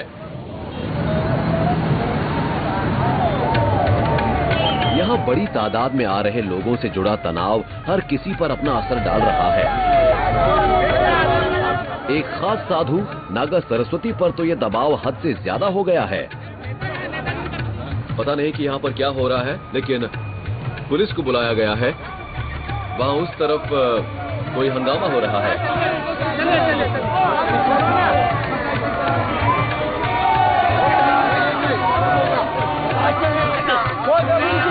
आप मुझे रोक नहीं सकते। मुझे रोकने की कोशिश बिल्कुल मत करो। तुम मेरे साथ ऐसा कैसे कर सकते हो? एक साधु 10 फुट गहरे इस गड्ढे में 9 दिन के लिए रहना चाहता है। उसे ना ऑक्सीजन मिलेगी, ना पानी और ना ही खाना। ऐसा करने से इनकी जान खतरे में पड़ सकती है, इसलिए पुलिस आ पहुंची है। क्या ये साधु बाबा जमीन के नीचे 9 दिनों तक हमारी जिंदा चिंता रह इसी पाएंगे? बात को लेकर है। भला कोई इंसान बिना ब्रेक लिए लगातार इतने दिन कैसे जी सकता है? हाँ, बिल्कुल बिल्कुल। आज मैं अपना शरीर त्यागने वाला हूँ। मैं अपनी माँ की दूध की कसम खाता हूँ। ये मेरा भाग्य है कि मैं निर्वस्त्र नागा साधु बनूंगा। मैं आपके आगे हाथ जोड़ता हूँ। कृपया हमारे देश का अपमान मत कीजिएगा। हर कुंभ मेले में लोगों की जानें जाती ही हैं, लेकिन पुलिस ऐसे हादसों को टालना चाहती है जो टाले जा सकते हैं। पुलिस गड्ढे में मिट्टी भरने का हुक्म देती है। मुझे नहीं पता कि ये साधु बाबा जिंदा कैसे बचते। मैं मेडिटेशन को समझ सकता हूँ, दिल की धड़कन और नब्ज को घटाने की बात भी समझ में आती है, लेकिन 9 दिनों तक जमीन में जिंदा दबे रहना, ये बात मेरी समझ में नहीं आई।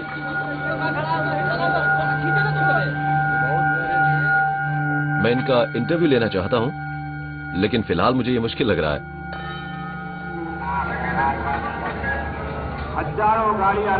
कुछ घंटों बाद मैं दोबारा इन साधु का इंटरव्यू लेने की कोशिश करता हूं।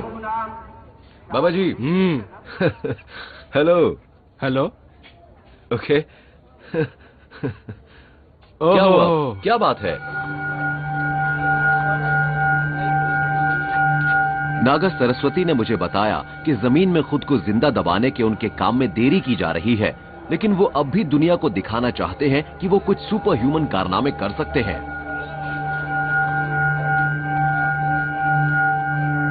मैं अपने गुप्तांग से 5 ईंटें बांधूंगा और जो 5 ईंटें हैं उन्हें यहाँ बांधकर फिर अपने दोनों हाथ ऊपर उठाऊंगा और ईंटों को हिलाऊंगा कुछ इस तरह, आगे और पीछे। हाँ, अगर आप चाहें तो मैं आज ही आपको दिखा सकता हूँ। मैं अपने गुप्तांग के बजाय अपने दिमाग को कहीं और फोकस करता हूँ। खुद को हठ नागा साधु साबित करने के लिए आपको 17 किलो वजन की 5 ईंटें उठानी होती हैं। ये मेरा तुमसे चैलेंज है। चैलेंज है ये, चैलेंज। ओह गॉड।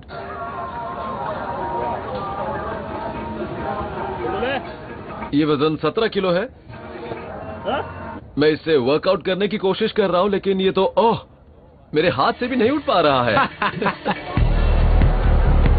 मुख्य स्नान वाले दिन में अब सिर्फ 24 घंटे बचे हैं। ऐसे में कंट्रोल बनाए रखने के लिए पुलिस पर प्रेशर बढ़ता जा रहा है, क्योंकि लाखों और लोग इस जगह पहुंचते जा रहे हैं।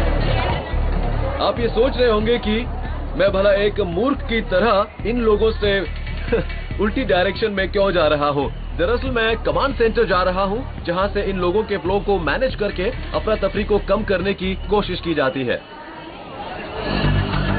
ये कंट्रोल रूम इस जगह काम कर रहे 25,000 पुलिस कर्मचारियों का नर्व सेंटर है।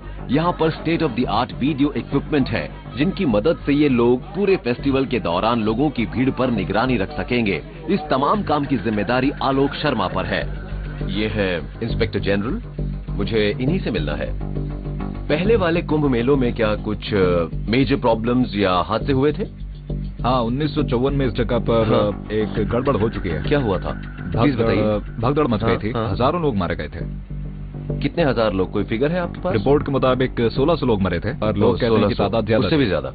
भीड़ इतनी ज्यादा होती है कि अगर किसी एक इंसान से भी गलती हो जाए तो वो बड़ी समस्या हो सकती है। यहाँ कई पॉन्टून ब्रिज हैं। ये पॉन्टून ब्रिज करीब 12 फुट चौड़े हैं और ये महत्वपूर्ण जगह होती है। तो ये लोग इन पुलों पर जूम करते हैं और हमें बताते हैं अब फला पुल पर ज्यादा भीड़ हो गई है। जैसे ही किसी पुल पर ज्यादा भीड़ दिखती है, हम लोगों को रोक देते हैं। बंद नहीं करते, डाइवर्ट कर देते हैं। हम लोगों को कभी लोगों को रोकते नहीं है। लोगों को रोकना तो किसी हराकरी जैसा होगा। हराकरी, ये तो आत्महत्या करने जैसा होगा। आत्महत्या।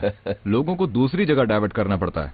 पुलिस को अपने कड़वे एक्सपीरियंस से सबक मिला है कि अगर लाखों लोगों से वास्ता पड़े तो उन्हें बराबर चलाते रहना जरूरी है, फिर चाहे उन्हें गलत रास्ते पर ही क्यों न भेजना पड़े।